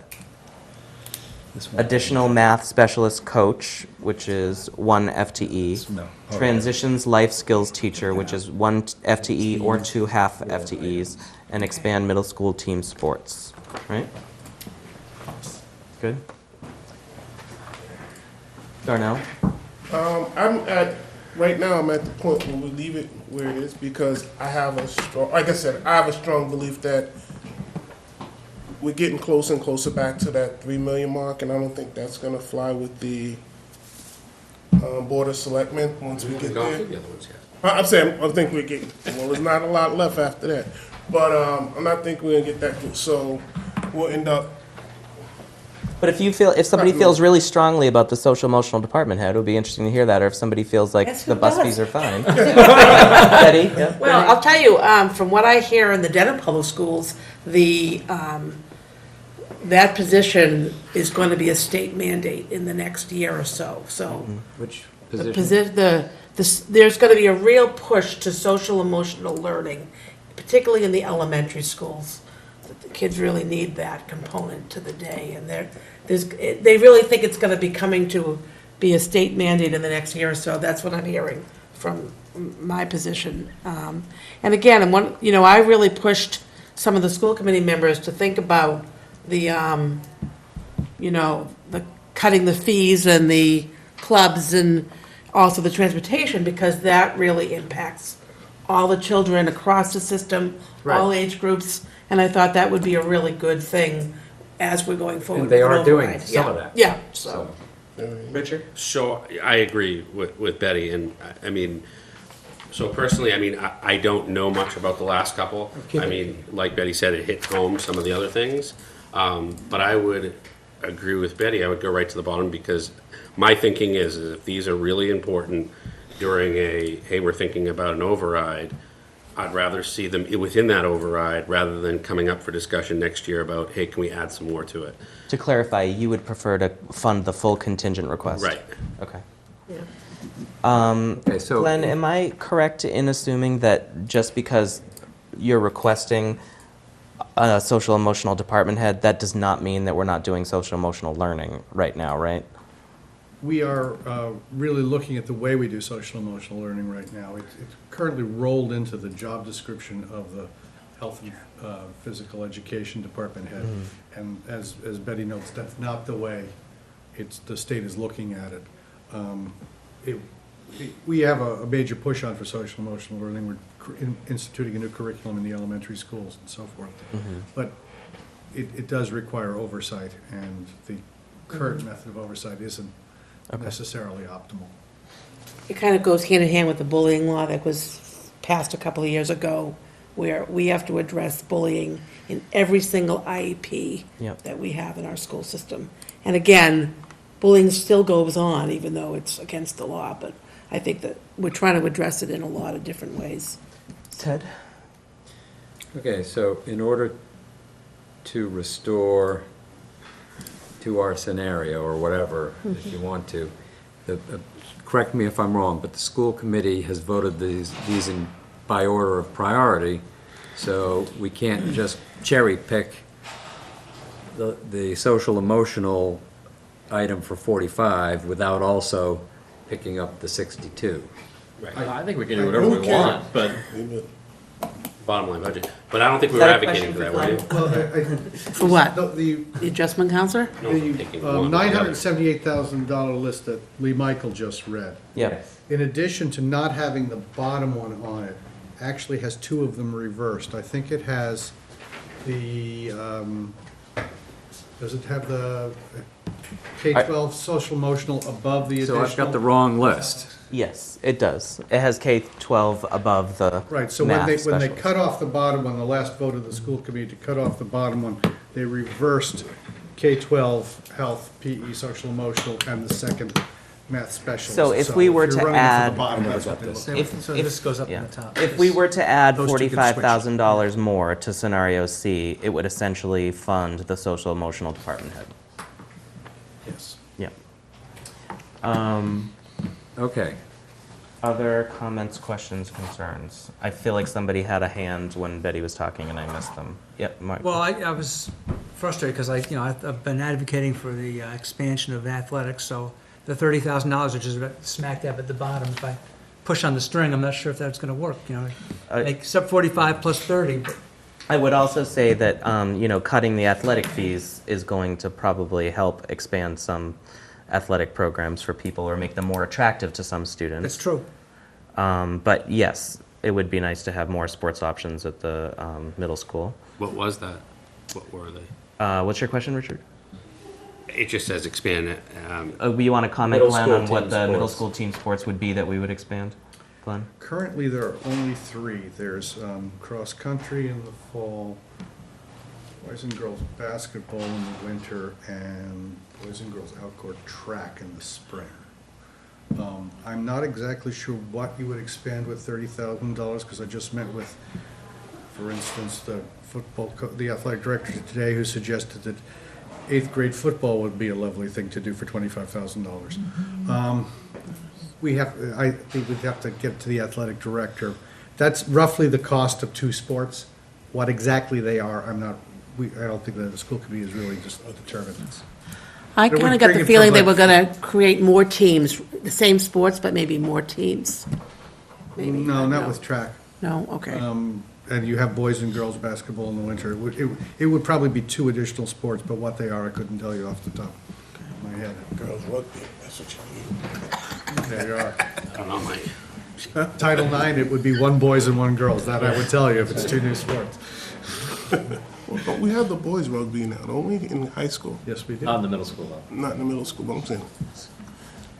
All right, let me get the pulse of the rest of the group here. I'm hearing from a couple of people that from at least 2 people they'd like to fund all the way to the bottom of the school's contingent request. Somebody else that they'd like to fund at least the bottom item, and we know that they've already been voted. How do other people feel about the school's request, and how much of it you would like to fund or not fund or meet? And just keep in mind, it would be good to have a little bit of balance in terms of approving contingent requests on the non-school department budgets. We don't have to do that, but there is, that is something that folks look at. How much are we funding the schools versus how much are we funding police, fire, DPW, et cetera? Questions? Comments? Yep. Are all Jean? these approved positions that are, We don't go through the They don't personnel. go- you don't, oh, okay. Chuck?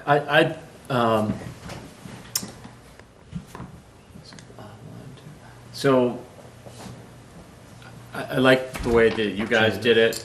I think, remember, if we go off of the 4 bottom up, not only we're gonna add headcount, we're gonna have to add more to group health. We do have to have more group health. So I think what you have in C is 6 FTEs. Is that correct? 5 from the top, and then 1 adjustment counselor Correct. from the 6. bottom. It would And be that's 6. Yep. We have 6, and that's in the group health. Right now in the group health, we have 6 school, 6 town, and 2 library. Yeah, so I think So to for a be total of 14, there may be a little wiggle the grand room bargain there, but between the town and the schools and everybody else, I think that seems fair, Thank you. is my view. Others? Um, Ted? I have 2 questions. Yeah. I mean, one of them is just an observation, that it would be really helpful, I think, especially next year, to have a real briefing for the warrant committee on what is a consultant's recommendation for SPED versus government mandate, okay? Because we are obliged, and we want to, be better than the bottom of the barrel, and hit the mandates, but just because a consultant recommends we do something doesn't mean we have to fund it. So that would be good. The other thing I'm concerned about is where you might be on the question of funding kindergarten in a non-contingent budget? I don't want to talk about this. Why did I? You should have gone home. I kind of want to keep us focused, All right. but I mean, Fine. Easier. I'll ask, I mean. We'll just have to come the- back the- to it on Wednesday. The Yeah. the discussion in the school Oh. committee, to the extent it has occurred so far, has been an unwillingness to cut further positions to fund $150,000 for full-day kindergarten to make the difference between that. Now, does that mean you can't find some other way to come up with $150,000? The school committee hasn't discussed it. Okay. But I mean, the only thing that has been discussed is an unwillingness to lay people off to come up with that $150,000. Because at some point, we have to go to press, and we have to vote recommendations on what to do with one-time monies and things like that. School we need committee to- is posted for Wednesday night. Yeah, You well, can ask them. what a discussion this committee needs to have is, do we have to hold that line on not funding or funding the $150,000 operating request for full-day kindergarten? We already sort of discussed that we're generally in favor of contributing $950,000 of one-time funds to start the program up, but the schools need an additional $150,000 operating line item. We can't fund that with free cash because we would need to do it every year, and also because we told the rating agencies that we wouldn't use any free cash to fund operating line items this year. So that 150 would need to come from somewhere else. So the question is, if we go with a non-contingent budget scenario, what do we do about that $950,000 for full-day kindergarten? We could park it in the TED budget stabilization fund for a year until we figure out an additional $150,000. Maybe there's an override next year. Maybe the schools find it. We release that funds. There's a couple of different things that we could do with that money to hold it in reserve for full-day kindergarten once we figure out the $150,000. But that's a discussion that I kind of want to have outside of what we need to do for tomorrow night. Betty. Okay, I just want to ask Glenn to address two questions about that, because I know that there's an additional amount of Chapter 70 money, which is usually, focused on education, even though I think it goes into the general fund. And then the other question I want to ask you is, I know in Dedham, as in Milton, the physical therapist, the occupational therapist, the speech therapist, the social workers, we all do that Medicaid billing that we have to do every month, and that generates a certain amount of income into the public schools for services that, for the children who are getting serviced at school that would normally have to go outside of school to get those services. And we do that every month in Dedham. I know you've done it in Milton.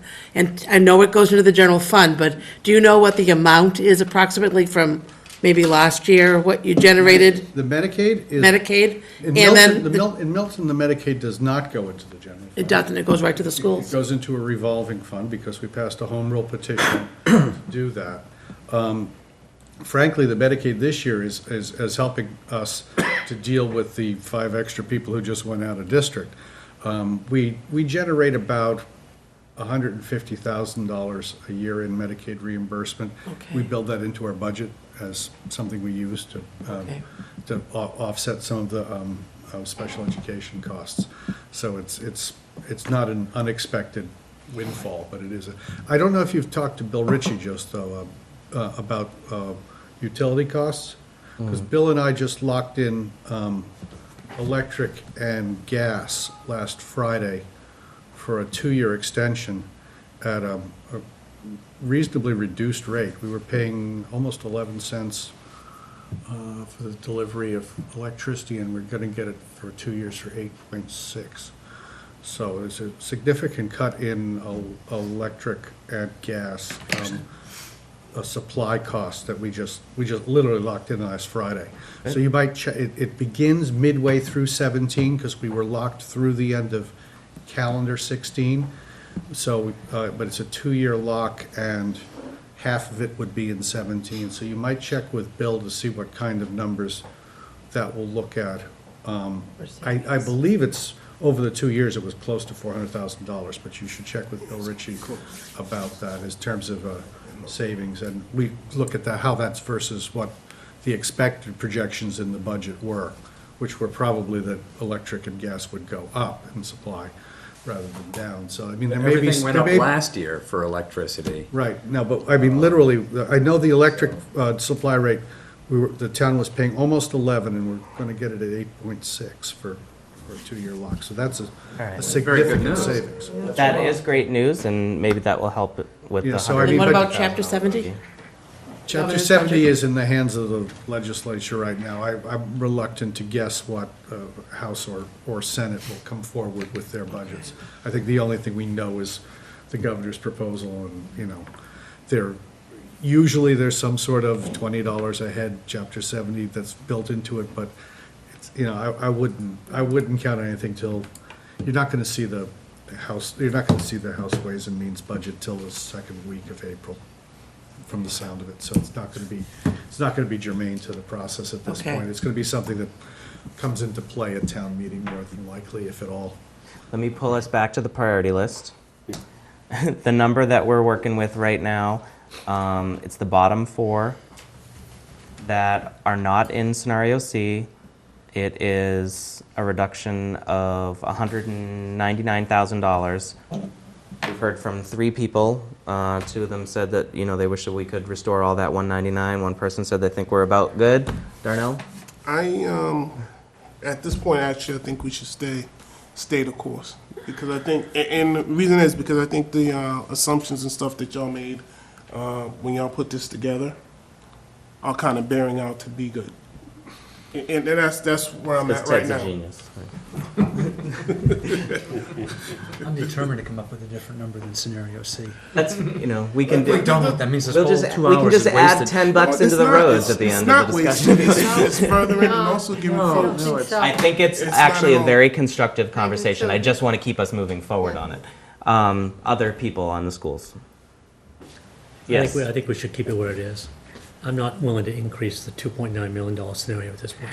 Anybody want to decrease? Nope. All right, I think we should probably move on from the schools discussion. Have a good night. Let's Thank take, you, Glenn. Glenn, let's take a 5-minute bio break and then come right back, okay? 5-minute break.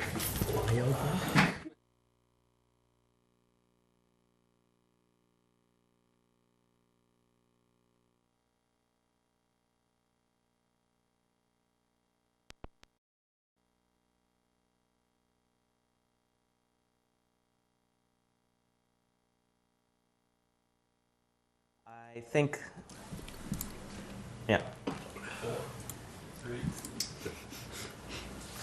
Welcome back, everybody. I think that concludes our discussion about the schools. I'd like to make a motion that we add $75,000 to the amount that we have recommended in scenario C For the schools? for the schools. Second. Question. These bathroom discussions, I didn't even see you guys put that together. We Okay, didn't. so, thank you for the motion and the second. If we were to add $75,000 to the request, that would fund the social emotional department head at $45,000 and would partially fund something else, maybe an additional math specialist coach or whatever else the school committee wanted to fund. How did you come up with the number, Michael? 2 sports at the middle school. It's not the school department's priority, but I thought, I've been listening to my neighbors who are fiscal conservatives, and don't think I can, Okay, so you added $45,000 for social emotional, 45,000 plus 30,000. which is the next item on the list, and then you jump to the bottom, which is expand middle school sports team, in the hope that the school committee would follow through with that as their They're watching least TV and- prioritized item, but Yes, I King know. Michael's. Okay, Right. was it Richard? You know, did you have a, I think you had your hand up when I was talking, right? Yeah. No, you answered my question. Okay. I was going to ask exactly what you Oh, just great. said. Other discussion on the motion?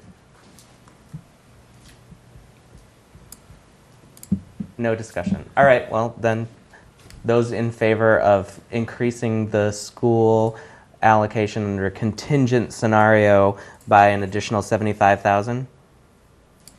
1, 2, 3. Those opposed? 1, 2, 3, 4, 5, 6. The motion fails. 1 abstained? You tried. Did you But I vote for? tried. That's what- Against it. Against, a 7 against. Okay. We're building from the bottom up, and sometimes we're going above the roof line. Any other discussion on the schools before we move on? You just wanted to see. Thank close you. to it. The next item is roads on the prioritized list from Anne Marie. The contingent requests under scenario A and C include $700,000 for the roads. Of course, scenario B, which is just the bare bones request or the level funding request plus contracts, does not include the $700,000. That number is a very round number, which we came to approximately with what we saw stormwater being at the time, and thought, let's replace this cost that we're removing by funding the roads, which we've generally discussed as something that we need to be funding anyway. So that's where the number came from. Chuck? I have like a stupid question. Yeah. So if the override gets passed with 700,000 for roads, next year, is there a line item, roads? Yes, that's right. And can we only spend it on roads? We would have to reappropriate the money each year, but there would be a new line item, and there would be a history of having appropriated $700,000 the year previous. Don't you think it would be a more general, Be in the a more generic term, like capital projects would be better? No, I think Well, wait, that's we a vote. yeah, No? No. Well, all right, fine, okay. It would be different, No. but in terms of better, my goal was to make sure that we were consistently funding the roads a little closer to what our needs are. And we right now have Got a it. No, large, I get it. I we get have the a large story. capital number, but only a small portion of it goes. So if you were to increase the overall capital number, that wouldn't, all that extra wouldn't necessarily go to roads. Got it. Got darn Turn that out. one, Richard. Yeah, I say, and just right off the top, you said, Chuck, is the 700,000 is really not super random. It kind of fits to the scenario that we got when we talked with Joe. All right, because Joe was telling us the best case scenario we had was like 1.4 was the best case scenario, and that was with a $300,000 bump, on a gift from Duval on his way out, as Ted puts it. That number usually sits around 6. So you're talking about 6 plus the 4 that the capital committee always gave us, which gives us about another 400,000 rather, gives us about $1 million. So on a day-to-day basis, year-to-year basis, we were running really shy underneath the almost $2 million we need to get ahead, 1.8 that we needed to basically have some type of consistent growth or improvement across the board in roads. So that 7 is not as random as one might think. It's actually baked into the numbers when you look at what Absolutely. we're negative going every year going forward in the roads, for roads and getting roads done. So it's not as random. It kind of mapped up, but it's not as random Thank as you, you might Darnell. think. Thank you. Richard? So, I do agree with that point. My only concern is, so with like going back to the schools one, I can see exactly what their plan is, and I get that the 700 wouldn't quite get to where they want to be, but what I don't understand is, what does $700,000 get you? Is there Which roads? When is your street getting paved, Darnell, right? one thing I don't think you can answer is, what exactly does it get you? How much work, and how much does it cost to do that work? And that's a very, like, how do you just say 700,000 without knowing exactly what it, because maybe it's 600, maybe it's 650, maybe it's 5. No. I'm talking about from our conversations with Joe Lynch. No, I know. And what he and this is the man who does the roads for us. What he told us, one of his best years was last year, because he got, I think it was Got 900 900 for him plus plus the 400. 400, so it brought him up to about 1.3 mil for roads. And he told us at that point, and we sat here and asked him, I said, well, what is the optimal, so if somebody's actually on the list at 5, they don't have to wait 10 years to get their road done. So you're going down, that road, but I guess mine is very specific to, so I know they have like, what is it, a 25-year plan? What my question really Doesn't revolves, matter. well, Okay. it does though. No, I'm saying, So what my that question plan revolves is, around how further along does that pass? Does 700 exactly get you? And, because I just feel like 700 was taken out of the air. It doesn't get you that much further in terms of making up the deficit. It gets us about even plus a little to what we should be spending every year in terms of Joe's road budget estimate. So he has a prioritized road list, which we asked him for, I think, but we didn't Yeah. receive yet. And so he said that when you add up all of the roads that we should be doing on that 20-year plan every year, we need about 1.4. And if we got a little more than 1.4, we could start making up some of the backlog because we've been falling well shy of that for the last couple of years. So we were earmarking to try to get to about even, and with a little extra, but not an insane amount of extra. But we're just, it's a drop in the bucket, really. So, it wasn't totally random in two ways.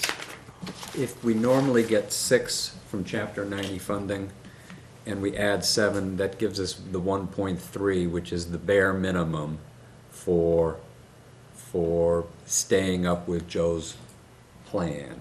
Okay. Okay?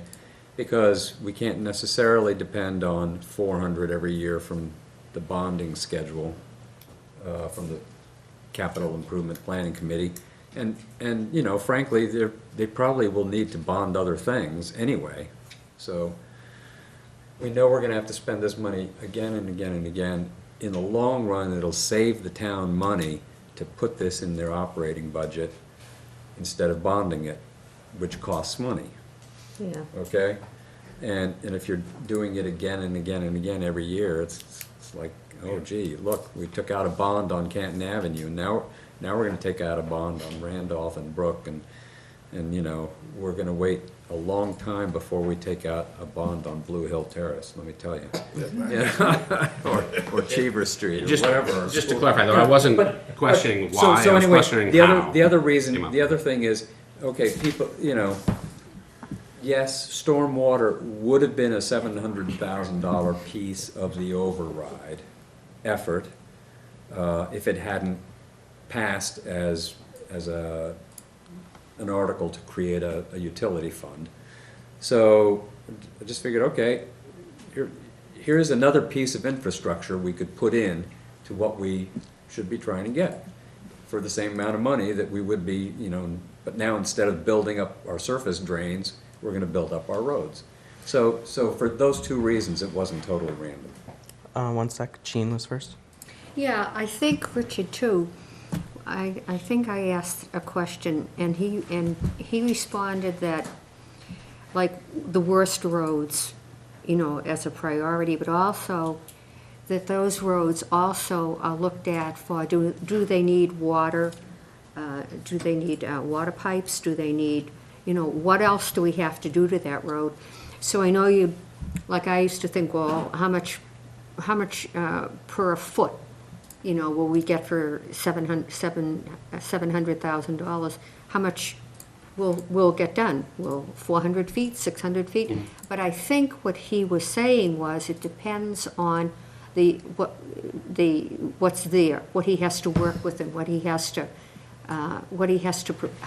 to prepare the roads so they can be done. So I think you can't put a number to how much you want to get for 700,000 or 1.4 million. I don't think you can put a number to it as far as what's going to be accomplished. I think they have an idea.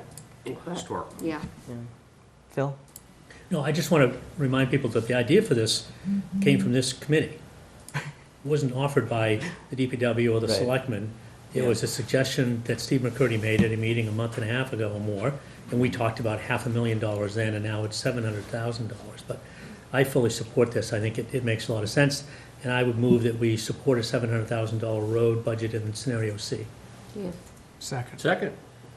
Any discussion? Do you have a No, question? I just wanted to clarify, I mean, that I get and I understand, I just wanted to make sure it was a meaningful 700, like, if it should have been 800, because that brings you to 1.4, then why wouldn't we advocate for that? Or if it was 600, because that's all it would take to get to 1.4, that would make more sense to me.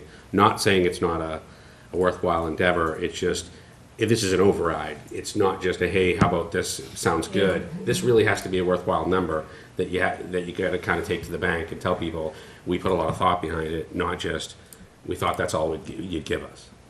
Are you good on the motion in the second? Was it Michael that seconded? Yeah. Yeah. They both came in at the same time. Any other discussion on it? All those in favor of the 700,000? 1, 2, 3. That is unanimous. Okay. Do you want to talk about stabilization funds next, or do you want to skip to the town departments and then come back?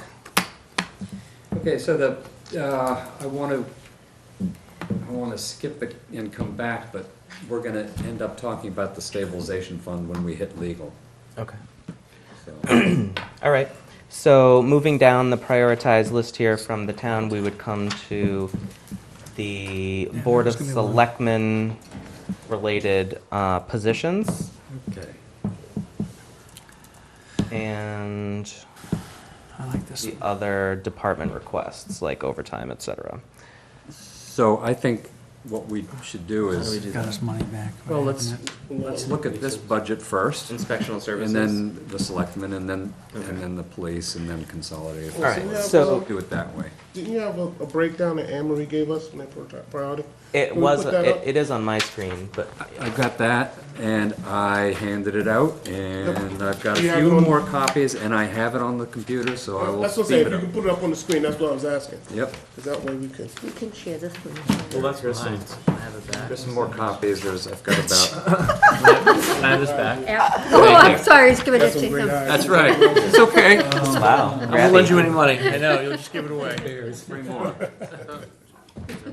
All right, okay, This one let me think was where I the, stand. is down here. Where the hell is it? All right. So Ted is pulling up inspectional, oh, are you going to try to pull up Anne Marie's list first? I mean, are you versed Nice enough clean copy now. to just talk from the list, or do you want to go to each individual buzzer? Only if we have to, but let's talk from the list. Yeah, I think talk from the list, unless we feel like we're Because- really gonna because- dive deep. All right, so if a committee member has a request to open up the budget, then let me know. But on inspectional services, there were 2 new positions, oh, sorry, it's One. just one position on One, it's inspectional very services. Simple. This It is, Would you like to do it? no, but All you're, right. you're, It is the zoning enforcement agent position, which we heard a lot about from inspectional services. They are currently unable to adequately respond to public requests and complaints to zoning enforcement because they're spending all their time on more revenue-producing positions. They did let us know they're going to pass about $1 million this year in revenue, and so we included in scenario C their request to fund that position, and I think that is the only difference between the contingent and non-contingent request. yep. Does anybody have any concerns about including the code enforcement officer in the inspectional services budget? Darnell? On this whole, the town side list, I think we should treat it similar to the way we treated the school budget. And like, the Board of Selectmen and the town administrator came up with their prioritized list of how they want to run their departments that they oversee. And since they have done that, I think we should give the deference to them in that fact. And if this is their priority, we decide or look at a certain number that we think in a override scenario that we might want to envision them have, and then go from there. Because, you know, we do have a little more control in these individual budgets and pointing out the different positions and where we might want the positions to go as a committee. But again, we're moving towards this strong town administrator, and we want to give them these powers. So I said, let her control her. I think it makes sense Or to give thing- deference to their request, but we still need to go through each budget. Yeah. Yeah, I say yeah, but I'm just saying I'm not as a right. precursor to this. I think that's something that we should look at. So does anybody have any Put this questions or in, concerns they vote about the down. code enforcement officer? Would we prefer to not have that in there? Okay. So the next one down would be in the selectmen's budget. There is $82,923 included for a new assistant town administrator. Do folks need the backstory on, yeah, Chuck? Is this like the schools where like this, the number one is the number one priority? Okay. No. No. Yes, Ted? Yes. Okay, number one, okay, this is a list that Anne Marie Fagan put together. Okay. Okay? It has not been voted on by the Board of Selectmen. I understood. But because, I mean, it's not like the school, but the school can do anything they want, they have bottom line budget, okay? They, you know, so, but is this Anne Marie's number one priority, and does she think it is the Board of Selectmen's number one priority? Yes, she does. Okay, so it is by what she by her, what she thinks. what So- she thinks is a priority. Got it. It hasn't, Yeah. The warrant committee is going to make a recommendation to the Board of Selectmen, and Anne Marie is going to make a recommendation. So we're trying to sync them up. They don't have to exactly sync up, but these are Anne Marie's priorities. Does it make sense, now I'm getting to the, since we're gonna have a new town administrator, it's kinda like, maybe he or she won't think that they want an assistant town administrator, or they may want a different structure, or, Let me rephrase. They're Anne Marie's priorities after having consulted for the last year with the Board of Selectmen on what she knows they thinks want that to they see. want. Yeah. Okay. Still, let's talk from this committee. Maybe the new person will tell the Board of Selectmen, well, I don't want assistant town administrator, I want something else. No? From the comments that I She was heard adamant, from Well, she's a lame duck, so I mean, she's gone. So I mean, But we have to vote on a budget. at No, town I'm saying- meeting so I'm just 2.5 saying months maybe- Before the may- new person's taking over, so may- I don't know what, I mean. the what's this comments about? that I heard from the two selectmen who attended our meeting at the school, they both strongly supported this position, if that helps you at all. We already have an assistant town administrator. This is a new Yes. position. Correct. Because they're splitting Personnel. 2 people into 3 people and having an HR person and then an assistant town administrator. Right now, somebody is 50% HR. They're going to make them 100% HR. Yeah. So I would put it to you this way, that we're gonna have a much better shot at hiring a town administrator to take over if they know that they have some support. A staff. In that office, because they may not want to work, 80, 100 hours a week like Anne Marie is working. Which I see. So, I mean, and has that been approved by the personnel board? this is the position that is up this week Oh. in front of the personnel board. I thought it was. Okay? Okay. Is that And- not the chief purchasing officer that's up this week? No, Maybe they it's both the- are. I'm pretty sure it's the assistant. Okay. Well, yeah, could be both. Okay. So, yes, it's not a perfect world. We don't have a verdict from the personnel board on this.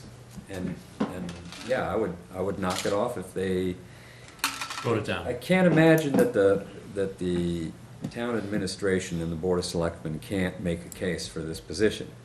I think I could make a case for them if they couldn't, but I think that going into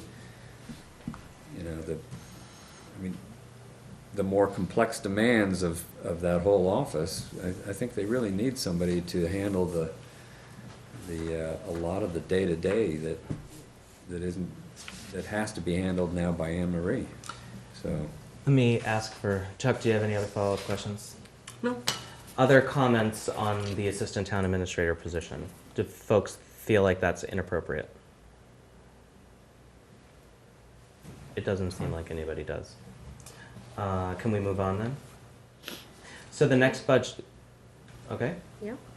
The next budget would be the police budget, and you are going to see a difference between Anne Marie's priority list and the scenario C that Ted and I originally came up with. Scenario C fully funded 2 new patrol officers, which was the request of Chief Wells. The priority list that we got from Anne Marie funds only one of those 2 positions. And do you want to speak to the rationale that she had? They were Sure. trying to divide up the money a little bit differently, and they were coming up a little short in some other areas, but Well, for one thing, we knocked 90,000 out of group health because we thought we could.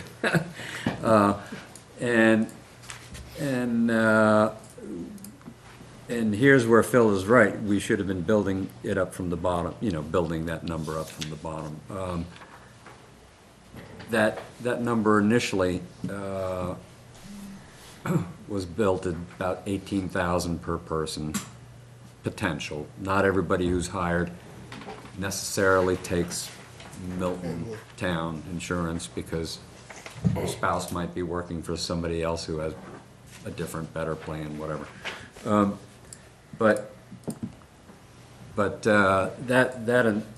The 285 that was the contingent ask for the group health, I don't believe included all the school contingent FTEs, or any of them, for that matter. So at the moment, what is 18 times 14? I don't know, it's a little short of 285, but they were comfortable, they wanted to leave the 285 because they thought, you never know, things, I mean, we're looking so far out, people can come off plans, get on plans. They were not comfortable cutting that number, so therefore they cut other numbers like a patrol officer. We also funded fire overtime under scenario C a little less than Anne Marie did. So that same rationale Ted just mentioned, they chose to cut somewhere else, and that was the second patrolman. So on fire overtime, they went back 5 years to look at actual spending on the overtime line. And it averaged about 420,000 per year over the last 5 years. And that was primarily funded by, well, chiefly funded, about 2/3 funded by vacancies that they had, okay? Those vacancies are now gone. You would think that that would eliminate some of the need for overtime. I don't know, every time I get into an overtime discussion with either the police or the fire department, logic seems to go out the window, and I still haven't figured it out. But one of the the other way that some of that overtime was funded was through reserve fund transfers. And we did 50,000 last year. The year before we did 35, but at the end of the day, 35 went to free cash through the fire department. And the year before that, I think there was 50,000 for the fire department. So they've consistently come to us for reserve fund transfers, and they have consistently funded more overtime through vacancies or other line items in salary and wages. And Department of Revenue doesn't like it when you do that, but they want you to fund things fully. This is an area where my feeling is, if we needed to cut something, we could cut further from this list. They have 300,000 in the budget now. I don't know what it is about the department that creates such a high percentage of overtime. But they do have other options. They can on a rolling basis, they can shut stations, which isn't maybe very popular or secure. So can I recenter us? Sure. We're talking about the police department. We have a proposal from the police department to add 2 patrolmen under their contingent scenario.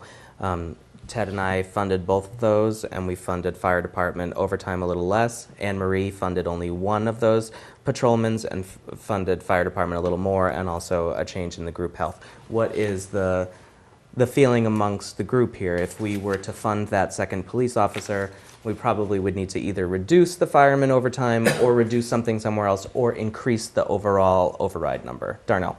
Yeah, well, I'm looking here on the list. I see she didn't totally get rid of that police officer. She just moved 1 at the 3rd position and 1 at 15. When I'm looking here at the list. Okay, so what you want to do is look at the 2 numbers next to 15. It says that the ask was for 67, and the reduction is for 67. All right. Meaning 0. All right. So Okay. I see. So yeah, because I was gonna see that. All right, but that's The police also asked for 20 grand, roughly 19 grand for motorcycles on a recurrent basis in their overtime budget, and I think about 4,000 in general expenses. Is that what that one is down at the bottom? That one that's not, looks like it's funded? Down at the bottom. I'm sorry, number 18. Police equipment, $19,982. That is for 2 motorcycles a year upgrade. That's not funded under Anne Marie's scenario? That is not funded under Anne Marie's. Sorry, I missed that. That is funded under scenario C. That is. I missed that, I apologize.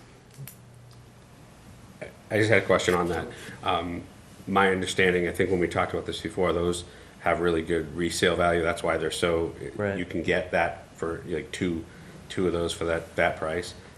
If they don't do that, wouldn't it end up costing us more money when they do have to go? Because maybe they're not gonna be able to sell those for as large of a cost. Yeah, maybe. That was the claim of the chief, yes. I look at that one as, yeah, that one's gonna be tough, because that could cost us, by not going with it. By putting 19,000 back in. Well, because the deal is you're gonna get 2 very expensive Harleys, right, for $19,000, which is probably unheard of. And it's only because Trade-in value because of the of- trade-in value of what they got. So they have them in this trade-in every so many years. They Cycle. trade them in cycle. Thank you. Unintended. That's the word I was looking for. So my worry is if you get out of that cycle and now you're beating them to death, are you really gonna be able to turn them in or trade them in for such a good value? Could end up costing the town more money in the long run. Well, I guess my feeling is that they were able to do this in the past without having them Yeah. become part of the specific line item for equipment. Fair enough. And I'm not sure how they did that. So It's a good I point. don't know why they can't continue. Michael?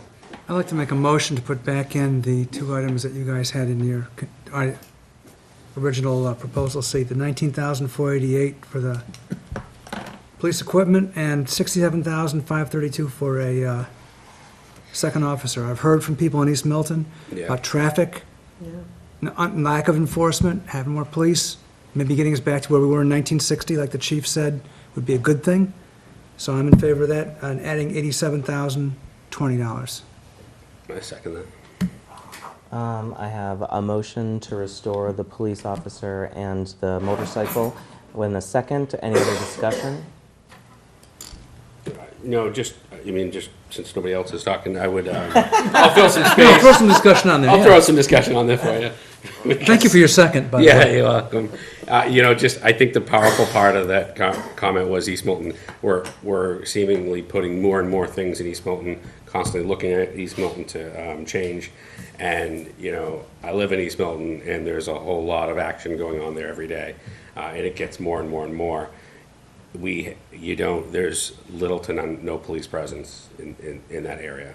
And it would be nice, and I Maybe don't the know. banks will get robbed less, you know? Maybe they'll get robbed less. So it would be nice if they have, and I think we did ask them at some point, adding more police officers. Will we start seeing some things in East Milton? I thought it was a positive answer, so I think this is good use of, Okay. So again, he had the number right. It's $87,514, which we would have to either add to the contingent number or take away from a different budget later in our discussions here. Any other discussion on the motion? All those in favor of adding the police officer and the motorcycles back? 1, 2, 3, 4. All those opposed? come on. 1, 2, 3, 4, 5, 6. Okay, the motion fails. We're doing better. Yeah, your numbers are going up. Yeah. Okay, we're, We're Just staying, this is gonna be the all-Saturday warrant committee through the night. Tonight, yeah. I can only keep you to midnight, I think, according to the law. So we will end by midnight. We haven't posted for tomorrow morning. Yeah, good luck with that. Okay, so anything else on the police department? I think that sums up that budget request. So we would fund one of the 2 patrol officers and not fund the motorcycles. And next up I see is consolidated facilities. Okay, so I just want to make a quick observation here. Line 13, okay? General expenses? General expenses, okay, these are general expenses from a variety of departments, okay? And they're all, most of them, a lot of them are from the DPW. Some of them are from consolidated facilities, but mostly, and mostly they're being funded except for IT, okay? Except for 10 grand of a 20 grand ask from IT, okay? So we may want to look at some of those General expenses as we general go. expenses as we go, because, for instance, in the DPW, that's funding all the general expense increases for the DPW or consolidated facilities that they ask for, Okay. okay? So in the police, So it gets a little more Budget. complicated. there was the addition on general expenses of about $3,000, I think, right? From 92,620 to 95. So there's $3,000 of that number is in the police department budget since we just left it. $1,000 is on the gasoline line, and $2,000 is on the electricity line. Concerns? So, one thing that is helpful, I think, in an override is when little pieces of general expense get patched up a bit that had been flattened out in years before. So I think Change it. on a percentage basis, 3,000 on that budget is not a lot. And I would let it go. But this is an area we can trim, you know, as we go through each of these budgets. That's why I wanted to skip ahead and Thank you, that's helpful. Otherwise, we would have to come back. figure out what each of those Darnell? Yeah, but that general expense line, Uh-huh. again, we're cutting stamps again. You know, department who, No, at the moment, we're not cutting. you know what I'm saying? At the moment, we're not cutting stamps, but I'm saying I'm using that as a metaphor Well, right. for what actually goes into those general expense lines. Those are things that the office needs, and they're gonna spend it anyway. And they're usually pretty small dollar amounts in a lot of cases. Am I Okay. right or wrong? But there's 102,000 of it, That's across the and town. it's across The many whole town, departments. That's yeah. why I wanted to. It makes sense as we pull up the budgets to keep an eye on that general expense And line. well, Okay. another thing is, we're looking at, if we just take what Glenn just said, you're probably gonna see on our gas line, maybe, or electric line, like 20% savings going forward, because the whole town uses those numbers. Because if you're looking at from 11, whatever, to 8, you know, Let's hope that comes to fruition, but let's not bank on that for tonight, I think. No, I'm saying that's a good thing. Yeah, it is a good thing. So are you pulling up consolidated facilities? Thank you, sir. Cop than stamps. What'd you So- say? Me, confident? No, I said I'd rather a police officer than stamps. You're done. We lost the vote, Richard. We got close. Consolidated facilities included in their contingent budget request funding for 2 new positions. One of them was a maintenance assistant for $48,363, and that was approved by the Personnel Board. The other was for a licensed craftsman at $64,796. Number 20 on the list. That was not approved by the Personnel Board at the time that we had consolidated facilities in here, and I don't think that's changed. Okay. There's one other item from consolidated facilities that was requested. Yep. Aside from about, and I'll show you, about 3,000 in general expenses. This was a warrant committee idea of putting into their operational budget, suggesting that in the consolidated facility operational budget, there be an unspecified project amount of $100,000 so that they could just go out and do things that needed doing without justifying them a year in advance when they didn't, you know. Yeah. So this, we had ours fully funded in scenario C, but again, this was cut down by the town administrator by 28 grand in order to hit the same number of funding for town departments that we had, okay? So that was cut down by 28 grand. We could talk about, should we boost it back up? I second that. Not a motion. So yeah, the $100,000 was not a specific request from Consolidated Facilities, but it was something that the Warrant good. Committee has noticed over the last couple of years that that department really needs. But it is in their budget now. I mean, they did request it actually. I mean, it's definitely a budget request, but this was a. Subsequent to An their. idea that was generated here. Yeah. And, which makes a lot of sense. They put it in their budget. I think it still makes a lot of sense. And it can only help whatever needs fixing. So, and we have that, and that's part of paying attention to the infrastructure, Gene. So right now, instead of funding it at $100,000, it would be funded at $71,660 For the moment. for the moment. And we would be just including the one position that was approved by the Personnel Board. Right. And And the general expenses, the general expenses is the difference almost $4,000. between 99.8 and 103.093, and it is just spread over. There's $1,000 in grounds and building maintenance. It's about a 3% bump on each category. There's about $700 in other contingent services. There's a couple $100 on vehicle allowance. Some This is- contract money. Custodial services, increase there.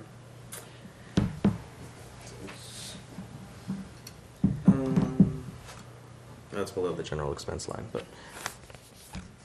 All right, questions? Sorry, I'm getting a little punchy. I just have Try a to bring it back. A quick question. Is it the DPW that has the gas contracts? Yes. Yes. Okay. Great. I'll hold my question till then. Other comments about funding consolidated services, the two positions versus one? Well, one of them hasn't been approved. They may take that back to the woodshed, but until they do. I don't dare move to restore that position. Darnell? I think we stay consistent. Unapproved Well, positions, disapproved. okay, not yet approved, put it that way, not yet No. approved positions. No. Disapproved. It's disapproved. This- We have one that's Yeah, open. it's, for the assistant town administrator Okay. position. Okay, so So So far. we keep it up. keep Keep it up. So consistent. Darnell, what do you Keep think about the moving. 28,000? That would keep the override under 3 million still.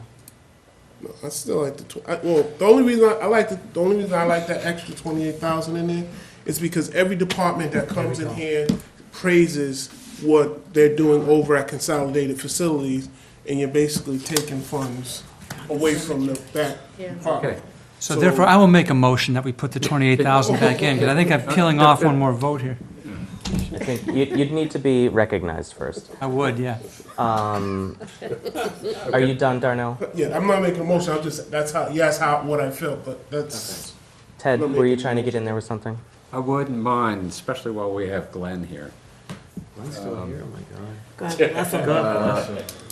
I believe the one item we don't have on this list and have really no idea where its priority is from town administrators or from the school committee is a position that the committee on consolidation, school-town consolidation, has been promoting for a chief procurement officer, part-time chief procurement officer for $40,000 a year.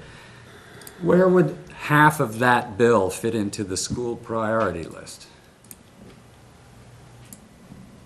At the bottom? It hasn't been voted on by the school committee, so it's not really a fair. It hasn't been raised to the school committee at all. Okay.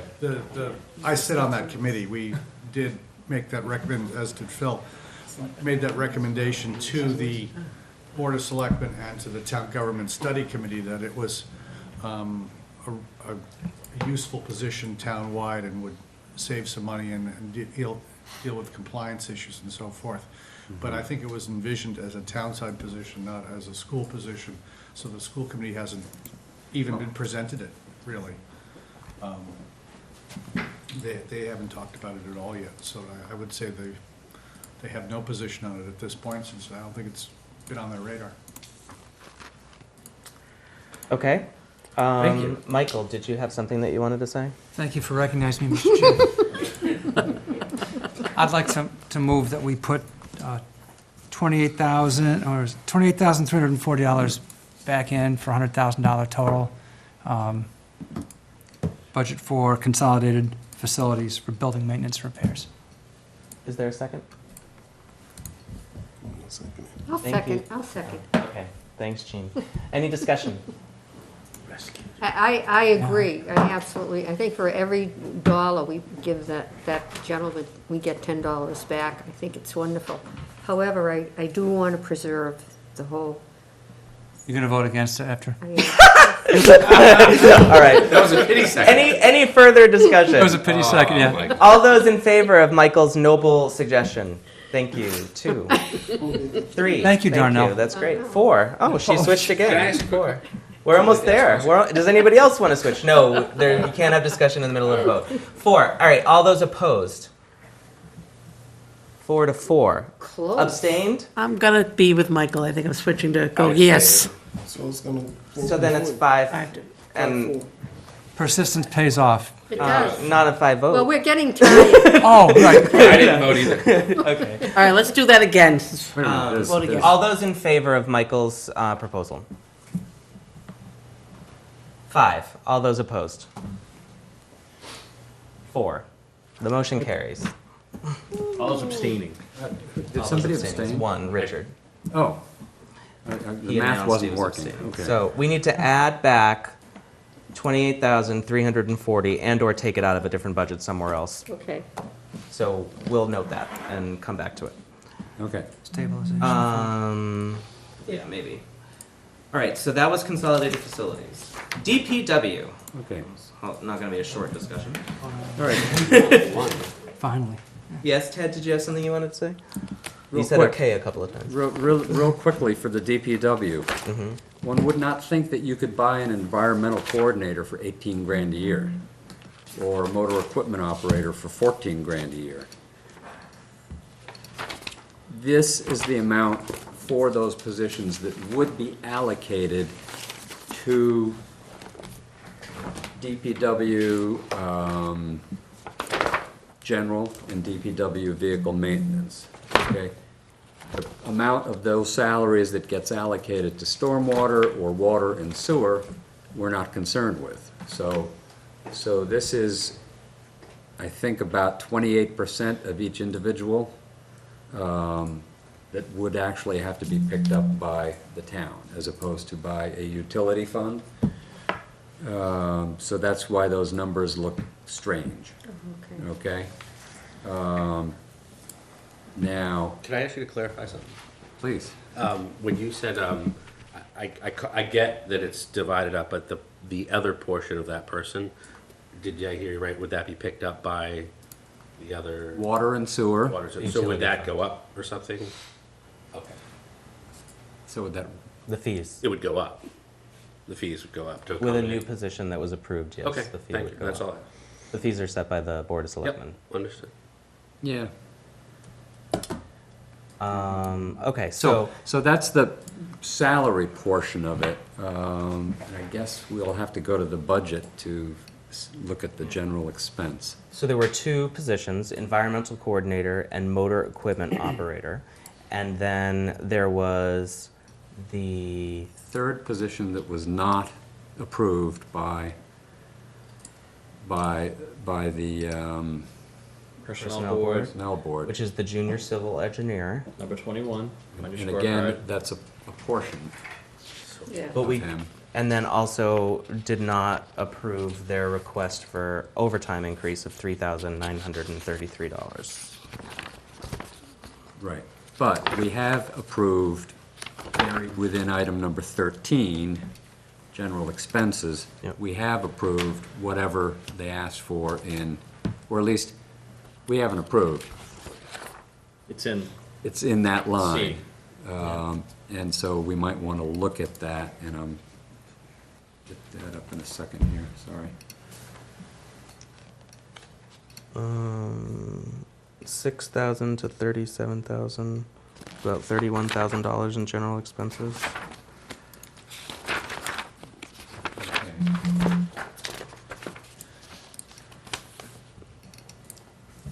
Looks like it was 5,000 for equipment maintenance, 5,000 for equipment rentals. Well, let's see.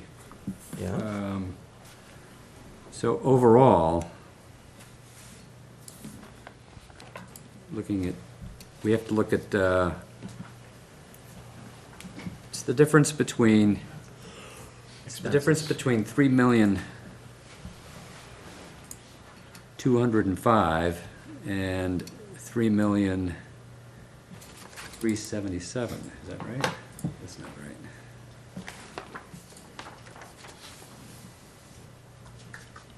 right. Sorry. Okay.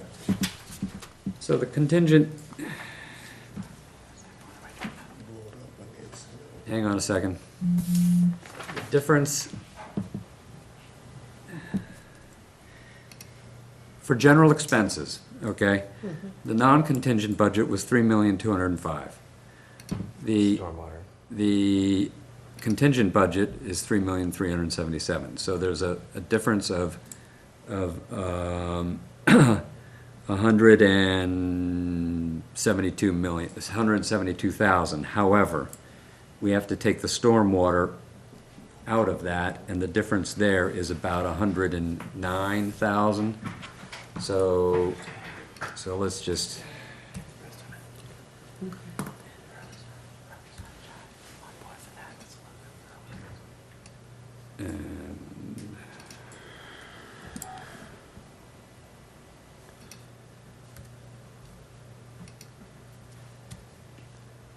Okay, so the actual ask is, on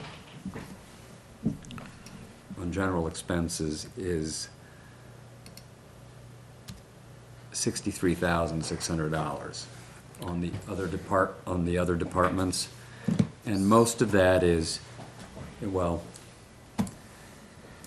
A big chunk of it. 30,000 of it is in DPW general, 20,000 of it is in vehicle maintenance. Do you want me to run through the 30,000 in DPW general? No. No. Okay. Okay, but anyway, so of that 102,000 that we're looking at, on Item 13. item 13, More than half of it's DPW. 63,000 of it is DPW. Now, I don't see that as a problem, 63,000 on a $3 million base. And those are the lines that tend to get skimped on if March rolls around and somebody says, hey, save money, we gotta pay for the snow and ice budget. So I think I would prefer to fully fund those. Other comments on DPW? Can we move on? Thank you. All right, Council on Aging requested an outreach coordinator increase to full-time, which would be an impact of $41,964.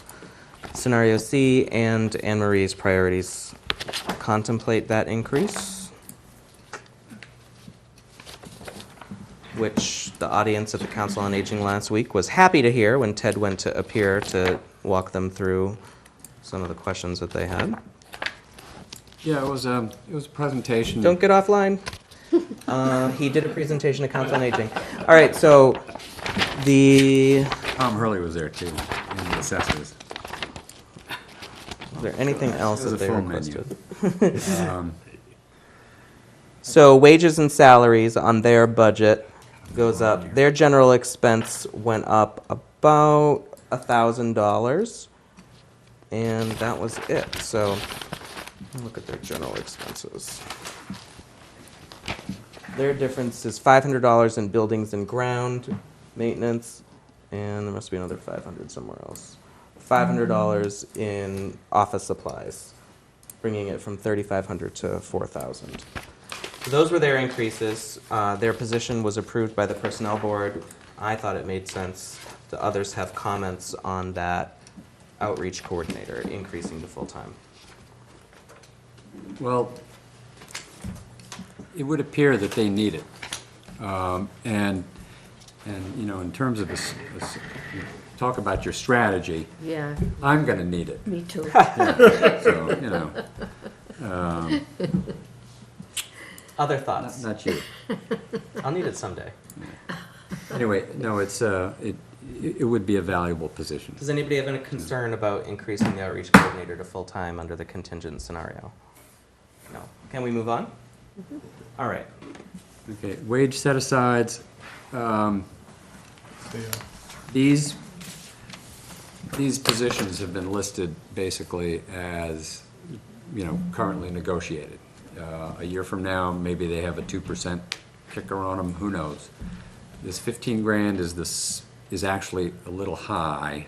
It probably will end up being maybe 14, something like that. But that's a detail that'll sort itself out. It's just a placeholder for a little bit of change that it will accrue to these positions. May we move on? You may. Thank you. Okay. Group insurance. Okay, this is now, okay, We talked about that. this is, yeah, we Yeah, have. we did, it's high at 285, but they want to leave it there. Yeah, they do. That's a decrease, that's a, Well, no, no? that's 285, that's the same as down here. No, I mean from last year. Oh, the budget itself stayed flat, Oh, okay? okay, Which is stunning, it's a $10 million budget. yeah. You know, I had guessed that it would have gone up substantially more than the 285 anyway, but the 285 is related to additional positions. Lost position. 2 at the library, 6 in the town. So if we cut a position in our discussions tonight, we could decrease this number a little. Or Yes. by, that's 18,000. 28,000 per position. Yeah, Ish. This is an estimate. Any questions on group insurance or concerns? No? All right, so fire. The fire department had 2 main requests. One was a new position, which was a fire lieutenant. And the other, the fire lieutenant was $70,972.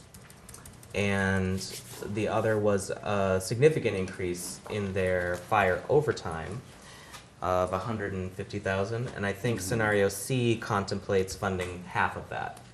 And Marie, in looking at it, thought that we needed to fund a little bit more than half.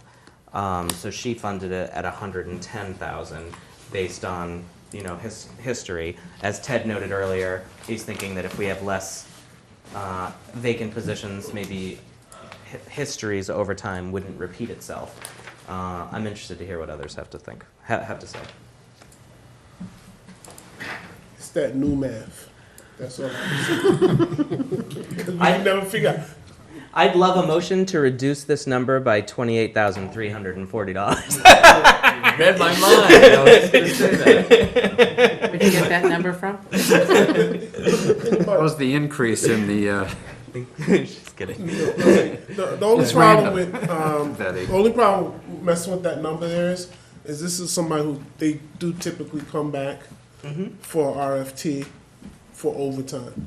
So if they're looking at historical averages on this, I think that's pretty much where we should leave it. If that's gonna be, because we're either gonna pay for it, put it in there now, or we're gonna RFT it later, and we try not to have to depend on that if we know that's gonna be the case coming down the road. Because we were really not changing the structure of the fire department when at this point. Other thoughts on overtime funding? No, I kind of think if you give it to them, they use it, Yeah. so. And putting it here would mean that it happens year after year, right? Right.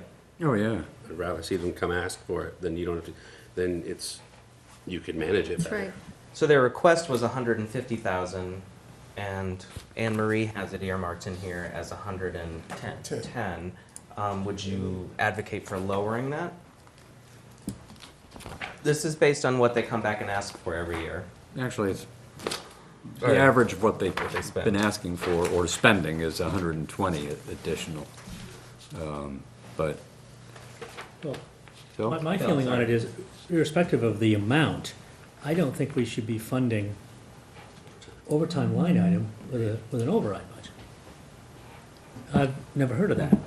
I agree. It's a hard sell, isn't it?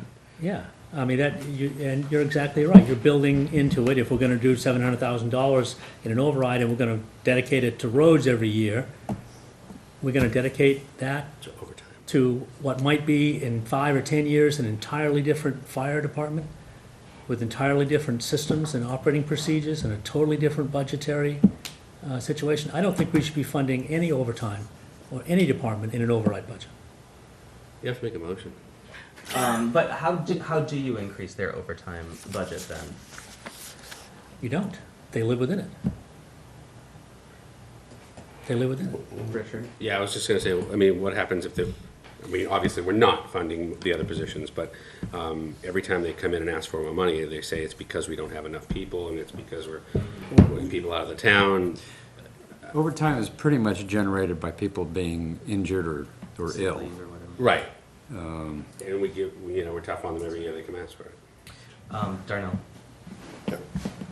The thing about this is, right now, we're looking for forward funding. If we're gonna do this override, we know those numbers are there. It's not like we don't know that this 110 is gonna be there.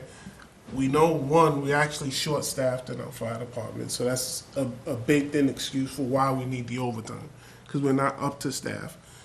When you're basically at a point where one guy goes out, you basically have to juggle 3 shifts to get something to work. That number's there. It's not like a number we don't know about. So the guys will have to get paid if they put the time in. So I think that's responsible for us to recognize the number, adjust for the number. Otherwise, we're going to end up putting that number into our, into our reserve fund, because we know we're going to end up having to take it out because those guys are going to have to get paid because they're going to put the time in.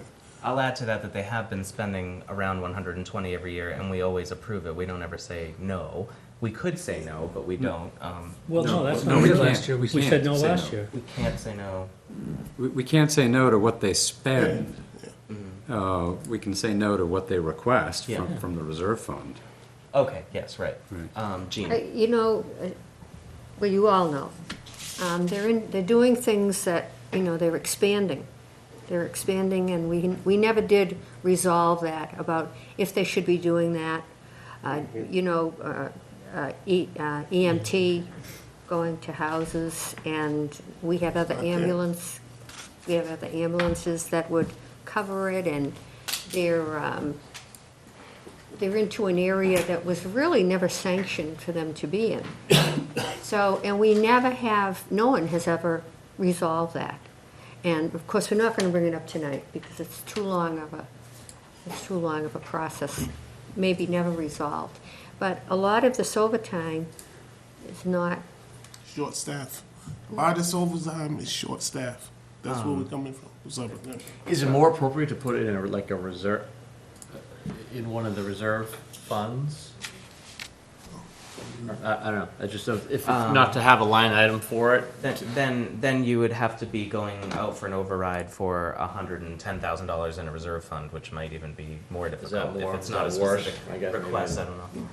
I think I had Richard and then Phil. I just wanted to, say again, I mean, it just seems, I agree with you, it seems odd to put something that should fluctuate over time as a guarantee. Yeah. You're always gonna get this 110,000 in overtime. I hear you, there's probably some question on whether it's extra services or if it's understaffed, but hire more staff, and maybe the thought is you reduce reduce the overtime. It just seems a little odd to me. Go ahead. I can almost guarantee you, if you hired more people, you would still have overtime. Sure, but the number should go up and down, right? It should go up and down. It Yeah. shouldn't be a guaranteed 110,000. No, it should absolutely not be, and it should not be funded. That's my opinion. Other thoughts on fire overtime? That was next. Phil? You forgot me. I'm sorry, Phil, I have your name down here. It's hard to get recognized. I don't believe that the fire department is understaffed. They have been staffed at lower levels than this in the past when they had far more fires than they have today. If the selectmen feel that this overtime budget needs to be funded, it should be funded in the non-contingent budget, and cuts should be made in other places. You shouldn't be adding it to an override budget that is a permanent increase in the tax base to pay for an overtime salary line item. I don't think that's a wise thing I to do. don't either. Phil, do you want to make a motion at this point? I'd like to move that we cut the overtime, fire overtime from the contingent budget. A second. Any discussion? All those in, Darnell? Just one question. Where we gonna pay that from now, when it comes up? How do we normally pay it? Huh? How do we normally pay No, I'm it? just asking, we gonna pay Or for it? whatever, yeah. Well, last year they came to the Board of Selectmen with a request for 100,000. The Board of Selectmen approved 50 and Turn back money last put the other 50 on the back burner. Then the chief brought his $50,000, well, the same request to us, and we gave him 50 and told him, no, Don't thank come you. back. Don't come back on the other 50. That's right. In fact, we had the vote, if you remember, to give you permission to not While we were fund not it in if it was session. above a Right. certain amount without the Right, whole committee because it discussing. was towards the end of the year, and we Somehow wanted they to have a managed. full hearing on it if he was gonna come back, Okay, rather than just, yes, But we- Michael? We do already have a line item for overtime, Yeah, 300,000. I mean, that's in, yep. bad as a practice as it is to say we're gonna pay overtime, I the guess. police have a line item for 400, if you want that in perspective, and their payroll is also about a third higher, so Is that it? at least 20. No, I just, yeah, I think it would be very difficult though to the voters and say, we want an override so you can pay more overtime. But it's really something that we expect, like you're saying, Darnell, right? Yep. Other comments, discussion? All right, the motion is to not fund the contingent request for fire overtime. All those in favor? 1, 2, 3, 4, 5, 6, 7. All those opposed? Yeah, I would have 1, cut 2, it, 3. but not that much. The motion carries. All right, so we will remove from Anne Marie's priority list here $110,000 for fire overtime. Well, we won't remove it from her list, we'll remove it from our list. Our Yeah. list. From our list. Okay, so, Paid, Where- as it were.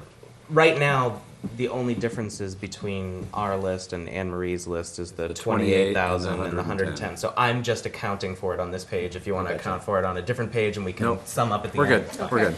All right, so assessors. Oh no, I'm Can I sorry, make a I'm sorry, motion hold then, based on that? I mean, maybe we should give the fire department a chance to spend less overtime by having the right amount of staffing. So I'll move that we add back the fire lieutenant then, for 70,000. Well, yeah, that was the next $972. discussion. But that was for a training position, Michael, that wasn't necessarily gonna be a That's not a staffing guy who's position gonna help the to overtime help you situation overtime. at all. It was a training position. I mistakenly said we were going to move on to assessor. I meant to say we were going to talk about this position, but Oh, okay. Can we hold off on your motion for a minute? sure. Well, there's always a discussion afterwards anyhow. There is, yes. We'll have the pre-discussion before the motion. All right, so What do you have? You got an hour and 10 minutes. I got to another- remind you, I asked the chief about the new lieutenant, and he told us that the position was being removed from the contingent budget number, so it would not be required in fiscal year 17, even though the position had been approved by the personnel board. If it was added in, the position would have had no effect on the overtime, as it would have been a day shift worker. So the position is out anyway. Oh, okay. Okay, Amen. before we move on from fire, Okay. there is another item on the priority list, Incentive compensation? right, and I think we ought to look at that. Okay. Um, The last fire item is $19,488 for fire other incentive compensation.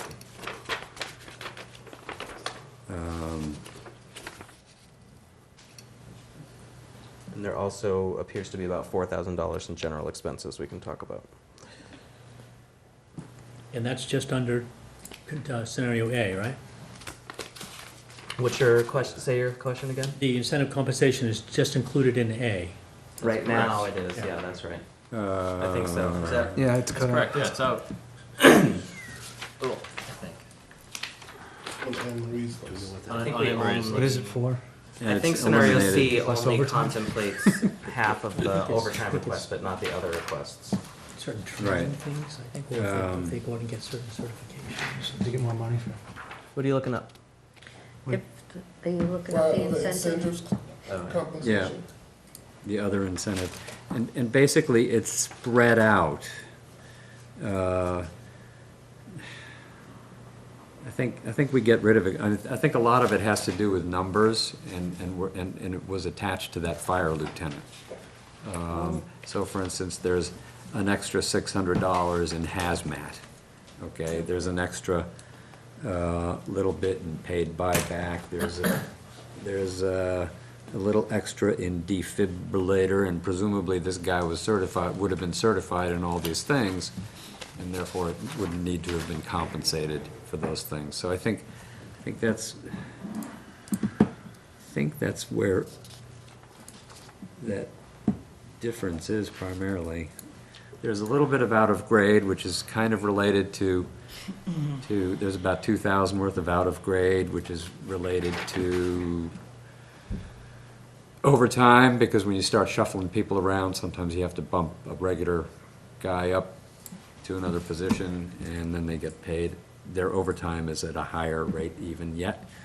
There's a little in night differential, which I never understood. So, By a little, it was like 3,000. yeah, so I think it's easiest just to let that 19,000, oh, there's a bunch in paid holiday, $6,000 there, so I'm not sure I understand that one, but I think it's easiest just to let that go, and, because I think most of it is attached to the fire lieutenant anyway, but Concerns? it'll look Can I at ask you a quick question? Yeah. Was that that was a brand new position, or was that promoting somebody and then bringing somebody in? It was a new position, I think. As to how they were, as to what their strategy was for filling it, I have no idea. Oh. Okay. Any other discussion on fire? I'm sorry, I should tell you the general expense line. I said there was about a $3,000 difference. Yeah, I would let that go. Let it go, move on. We're good. Yeah. Yeah. Assessor It's mostly in revaluation fuel, and it's mostly in fuel, stabilization. 2,000 for fuel. All right, so fire, police would be next. We talked about that. already Police. discussed police, DPW, we already Just discussed. assessor. Just assessor. Our votes. What did you say, Darnell? We're at assessor. Assessor and Okay, stabilization. assessor, I'm sorry, yeah, I jumped down by accident. Assessor revaluation, $35,400. okay, this is money we're gonna have to spend anyway. Oh, yes.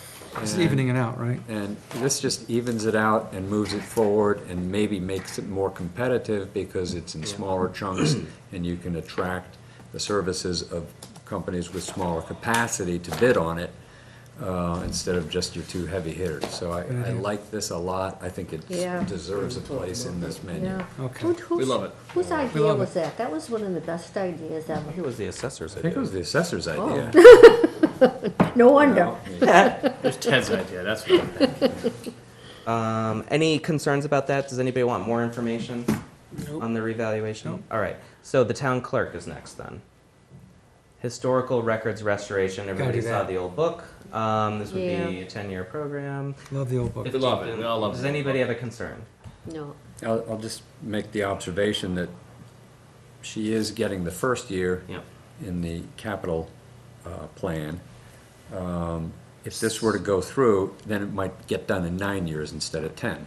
I think this is, again, something that we're gonna have to do by state law and should be here and makes sense. Start out. Anyway, And I also say, like, for future warrant committee, if y'all out there listening, They're very if we bad. do get, like, We're if we do get. talking to yourself again.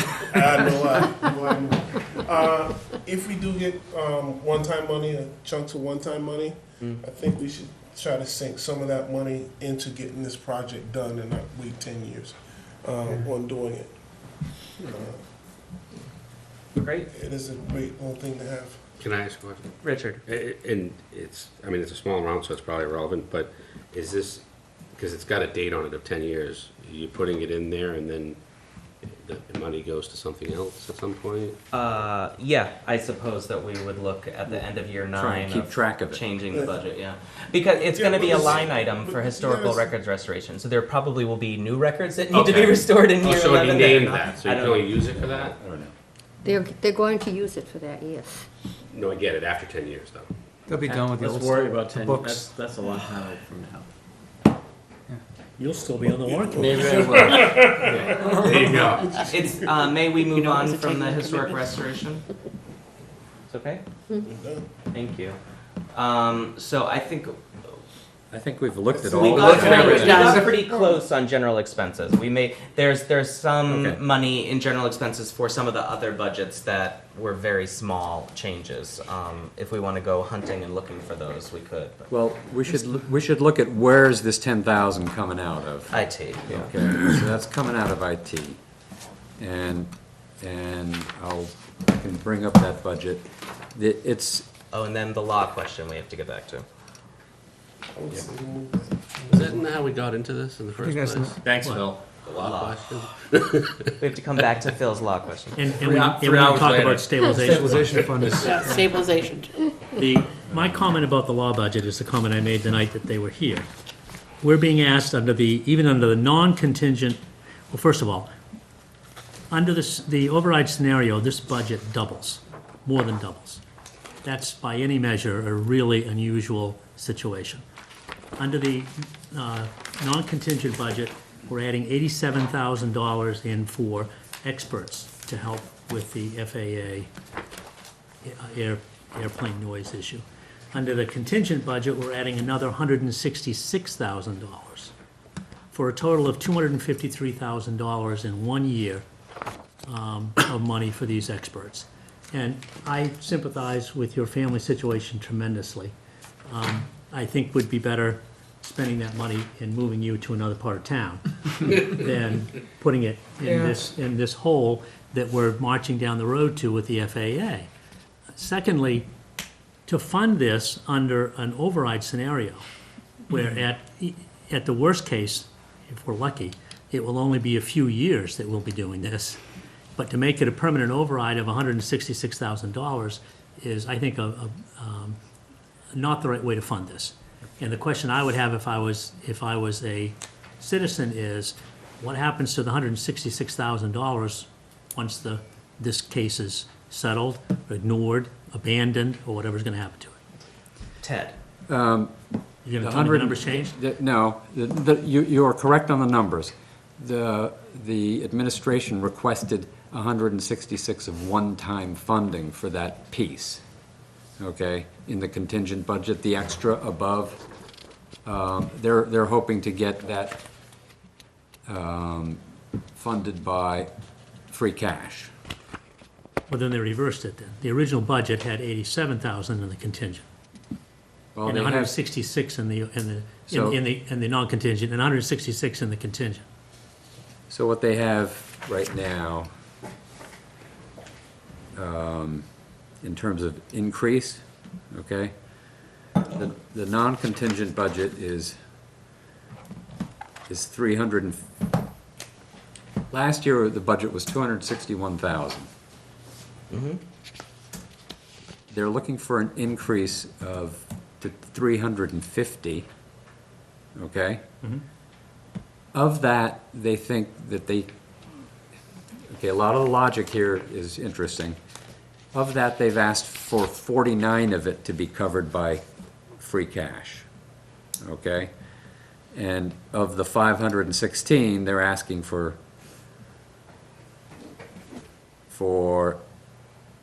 for that 166 to be covered by free cash as well. So, Well, we haven't even discussed the free cash. Yeah, like that's right, Right. that's right. I mean, So the only thing I'm saying is that they aren't looking for it forever, all of it forever, okay? They're looking for some of it forever and some of it on a one-time basis. so it's not really part of the contingent budget then, which is what they originally submitted. Correct, Okay. correct. And But the question is, what are we And then replacing in what the do we in the do- free cash budget to give them this money? okay, and I'm trying to figure out which, if I can quickly pull up the, Did you want to do the 10,000, Ted, on, or are we just done on the? We'll get back to IT in a second. Okay. okay, sorry. Yeah, I have it in my notes, it was 166,000 from free cash. But this has nothing to do with the override portion, right? Well, Well, a little bit. yes and no, and also stabilization. I mean, this is, right now, okay, can you see this on the screen? Yep. I can see it. Okay, we've got I'm the closest. law, airplane noise, non-contingent request for 49,000 of it to be covered by free cash of that 87. increase. And in a contingent budget, they're looking for 215 of it to be covered, so an additional 166, okay? So 40,000 still would be in the contingent budget. In the 40,000, Of the increase. Right. of the 89,000, 87,000 increase, a big chunk of it is in a regular increase, Right, recurrent, okay? right. The bare bones scenario, when it really wasn't a bare bones budget. Except they may, if they've already, contracted for, that, who No, knows? it's a good point, yes. That's a good point. The answer is yes. True. So, My concern about this is. The concern I have he- two concerns. I have a problem with what we're deciding to do, but the most important problem is, we need to surface this very clearly for the town meeting to consider it. And it's not gonna appear necessarily in a line item where anyone's gonna understand it. It's gonna have to be discussed in the comment, so that people at town meeting can weigh in on whether it's contingent or non-contingent. It's a $250,000 increase in that budget. and if it's the amount of money that has been estimated to, as what it might cost to initiate proceedings, I don't know, against the FAA, Yeah. And it's just a down payment. then, this is, yeah, I mean, Hull has spent 400,000 apparently and gotten nowhere. They lost. But there's a lot of people in Milton who want the town to put some money into this action. I think that's fine. Then town meeting should discuss it. Right, so it should perhaps be a separate item somehow, but how do you make it a separate item? Just call it out in the comment. Oh, okay. I've made a note to try to call it out in the comment, and I'm sure, I will be reminded later if I forget, but I'll try not to forget. Let me ask, there's a scenario up here where we fund some of the law request through one-time funds, which we can discuss later because we're gonna go through free cash on another night. But for what is included in scenario C and in Anne Marie's item, do folks have concern about the level of funding that we're putting towards mostly airplane noise? There's a little bit of law retainer in there as well. I just had a question. Yeah. Well, comment, and again, Yeah. I can be okay with it, but we just weren't okay, we were okay with a 10-year for $15,000 a year being it forever, and we'll worry about it at some other point. And now, your comment was, but you're not okay in this instance because the higher amount in a shorter period. I'm not okay with funding any definitive cost that's gonna eventually go away with an override. That's the town clerk one we just did, but it was a small amount. Well, but the point was that once they catch up, that's catch-up money. Okay. And then at that point, they're gonna have to continue to do these records going forward. But 10 more years will have passed by the time they get caught Yeah. up, and then they're gonna continue to do it. So I think at least an argument could be made that Yeah. there's gonna be a continuing I need get for it, that. no, I get that, okay. The cost will be All right. higher by the time you get. done Okay. with it, too, so- And, shows and an so in this override. one, truly, you're looking at it as, it's gonna end at some point, and you'd be funding it forever. I agree. Yeah, but not a lot of it, not as much as I thought. Because some of it is now they want us to do under the non-contingent budget Right, of free and- cash. But that's gonna cut something else out of free cash that we don't know yet what it is. Yep, Right. that's true. That's not Right. today. Okay. No, well, yeah. Probably Henry's. What it was cut out of, well, you know, what it ends up cutting out of free cash is contributions to stabilization funds.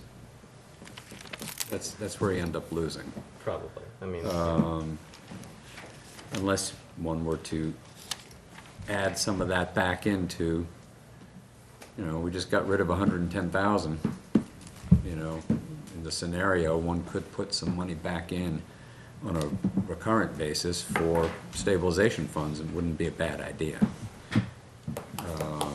or we could reduce the override. Yeah, we're trying to. Or we could reduce the override. All right, let me bring us back to the law budget. We have a significant concern expressed about a permanent increase here for the airplane noise that others. Nobody else. Everybody's really tired. I'm sorry. We're almost there. Right.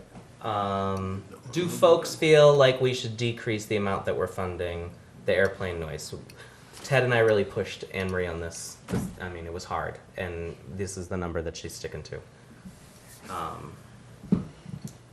1, 2, 3. Yeah, Phil. I'm prepared to let town meeting decide it, so we can leave it in, but Jonathan. When I asked Tom Hurley where the numbers came from and where the numbers were going, I think Tom was very straightforward in saying he hadn't a clue. I'm very concerned about an open-ended commitment to, however worthy the cause, the cause of mitigating. I don't know that we should be pursuing this on our own, and I would strongly agree with Phil. I'll be happy to see it go to town meeting, but the town meeting ought to be aware of just how open-ended this may be. Thank you. Brian, did you have Oh, something? no, I thought. Betty? I just want to say I agree with both of these gentlemen. Okay. Darnell. The real what you're saying, problem I have with this is, even if we put it in the comment section on this, how do you pull it out of, you know what I'm saying? A Town meeting wanted to pull it contingent out, we budget. would decrease To reduce the it. override number at that Yeah, at that meeting. it's just only things. It's less messy than if we were doing a balanced budget, but yeah. That could, Richard. that amount couldn't be, like, I know the answer to it, I guess, but the amount couldn't be used out of, like, one time instead of putting it in here. We could try to move the entire request to one-time funds, yes, but, Ted and I have a spreadsheet where we've eyeballed Yeah, what yeah. one-time funds would be, but we Does can it look- change that, we can change it. Just from, I mean, you guys have spent a considerable amount of time on it. Do you, from your already viewing of it, would that be out of, like, crazy? We would, probably the easiest thing would be to decrease the amount we were funding one of the, If you add, Stabilization if you add more money into law, I mean, for the non-contingent, right now it's 49,000, okay? If you take it, if you were to put more of the regular budget that they're requesting, what, 350? 350. Okay, which is a big jump, but 49 of it is been requested as one time. I'm not sure where the logic is on that, but anyway, it's up from it's up from 261 to 301, so a $40,000 increase, which is significant. You know, that's big. There's your chief procurement officer, for instance. So if you were to say, we want 89,000 of that on a one-time basis because we're not sure where you're going with this, okay? Well, then, that's great. That clears 40 in the operational budget perhaps, but it also means you've got to take 40,000 out of something else, okay? And from where does it come? It could come out of the bottom line. I have the bottom line set up for stabilization funds, okay? And right now, 279, when we really want to put in 150 or thereabouts for the OPEB trust fund, that only leaves about 126,000 for the general and the capital. I don't care about the capital so much because we are putting $750,000 of one-time money directly into capital projects. But as far as the general stabilization fund goes, you know, we sort of thought that a solid contribution there is about 300,000 a year, okay? And to only put in 126 or maybe less, not great. And then in this contingent scenario where the law budget is looking for this giant amount, 215,000 of one-time funding, that crowds out stabilization funding down to almost nothing. Okay, so I imagine the Board of Selectmen are going to want to see a much more robust contribution to that. And my feeling is they're going to have to make a choice between that and the law budget. I don't know. Or the other place it could come out of is out of the CIPC recommendation. And then we can decide, well, gee, should we postpone? Well, the CIPC recommendation, you know, this is for stuff that's not bonded. You know, can the school postpone their cameras for $237,000 for a year? You know, so that we can handle law? I don't know. Can we add up some of those other things, you know? The answer to the question is Difficult. we could move some money around in here, but, you know, it's a little tight. Yeah, Michael? Well, I've been thinking here that I've probably reacted in an emotional way to this whole question about airplane noise. And that's not what we're supposed to do here. We're supposed to get the facts and really, this is a very squishy number. I mean, who knows? I have no idea. I remember back when I was in college, I'd think of how much beer you could buy with a number, you know. Imagine how much beer you could buy with $166,000. So I support the effort to, you know, there were a lot of people that showed up at the high school to listen to the congressman, bring the FAA in and make them listen to our complaints. And when you live under these flight paths and they're coming every 30 seconds, it's not just me that's bothered by it. It's like the high school auditorium was full. So there's a reason why I think Anne Marie wants to put her money, you know, put some money on this to fight this war. But who knows what it really is going to cost? And, you know, is anybody measuring to see, did that for meeting how have many any years? effect? Are we, you know, maybe things are getting better. Maybe they've made some adjustments. So Are folks generally agreeable to leaving the request the way it is? That's what I was gonna Very- propose, yeah. Very specifically calling it out in the comment as to what the money is going to, and that it is open-ended, and that it's a concern that we've registered, and that we want town meeting to be aware of it. Yes. That could be good. yeah, so Very good. in the spirit of ending discussion about the airplane noise, I thought I'd say that. And, you know, Because if they want to pull it out somewhere else. I think we're in agreement. yeah, Let's move good. on. Okay. Let's move on from this one. All right. But And we had stabilization funds. that's A little right, bit, that's, yeah. that's the flip side of the law, because they're both being funded with one-time money, Right. so. And the stabilization funds, that $300,000, there is a science there, and we should try to stick as close to that as we can, which is why we do. Golly. So what we did was we took the scenario C and we removed $110,000 and we added 28,340. We took Anne Marie's suggestion, not scenario C. They're close, they're close. They're very similar. They're very similar. Okay. Can I not take? Because there were some other differences. She fully funded the I know. health, so. So, all right, looking at Anne Marie's numbers, the override number for Anne Marie was the same as the override number for scenario C. Is that right? Correct. 2.952 million. Except So for. when we changed the No, school.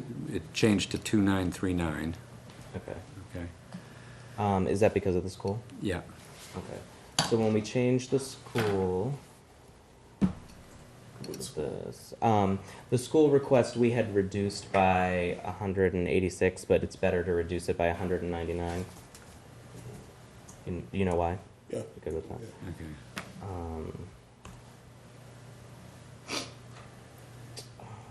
This minus 199. It's a difference of $13,000. So it's this minus 13,000. So 2939242 is what you had. Okay. So then we're gonna take that number, and we are going to subtract 110,000 in overtime for the fire. And we are going to add back. Somebody say the number if they have it. 28,340. $28,340.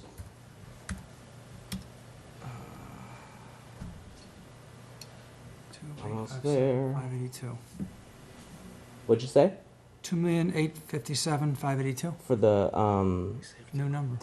28,340 was, I put building maintenance and repairs school. That was to replace the consolidated facilities to $100,000. Okay, so the new override number, which I think Michael just rattled off. Sorry, I closed my sheet by accident. Is 3,000,000. 2 million. I'm happy using the exact same numbers. Remember, we took out 110, added back 49. So I went the wrong direction with the 110. This doesn't have a snowball. So you're right, that's, on So- Ted- No, Ted's that's still Ted's out. screen, not your screen. We see the number right up there. it's so when you hit that number, then we'll be in agreement. And if you don't hit that number, then I've done something wrong. Well, just highlight it, Ted, real quick. So- 2,857,582. Okay. Right, Yahtzee. All Really right. good. All right. I would love a motion on that. I'd like to make a recommendation that we pass on to the Board of Selectmen a override request number of $2,857,582. Second. Thank you, Michael. Any discussion? All in favor? 1, 2, 3, 4, 5, 6, 7, 8, 9.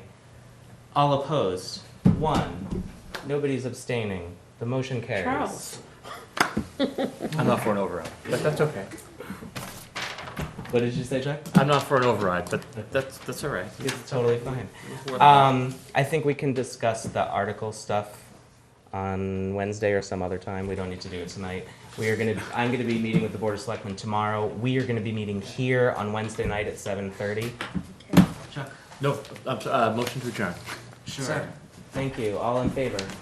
Good night, everyone.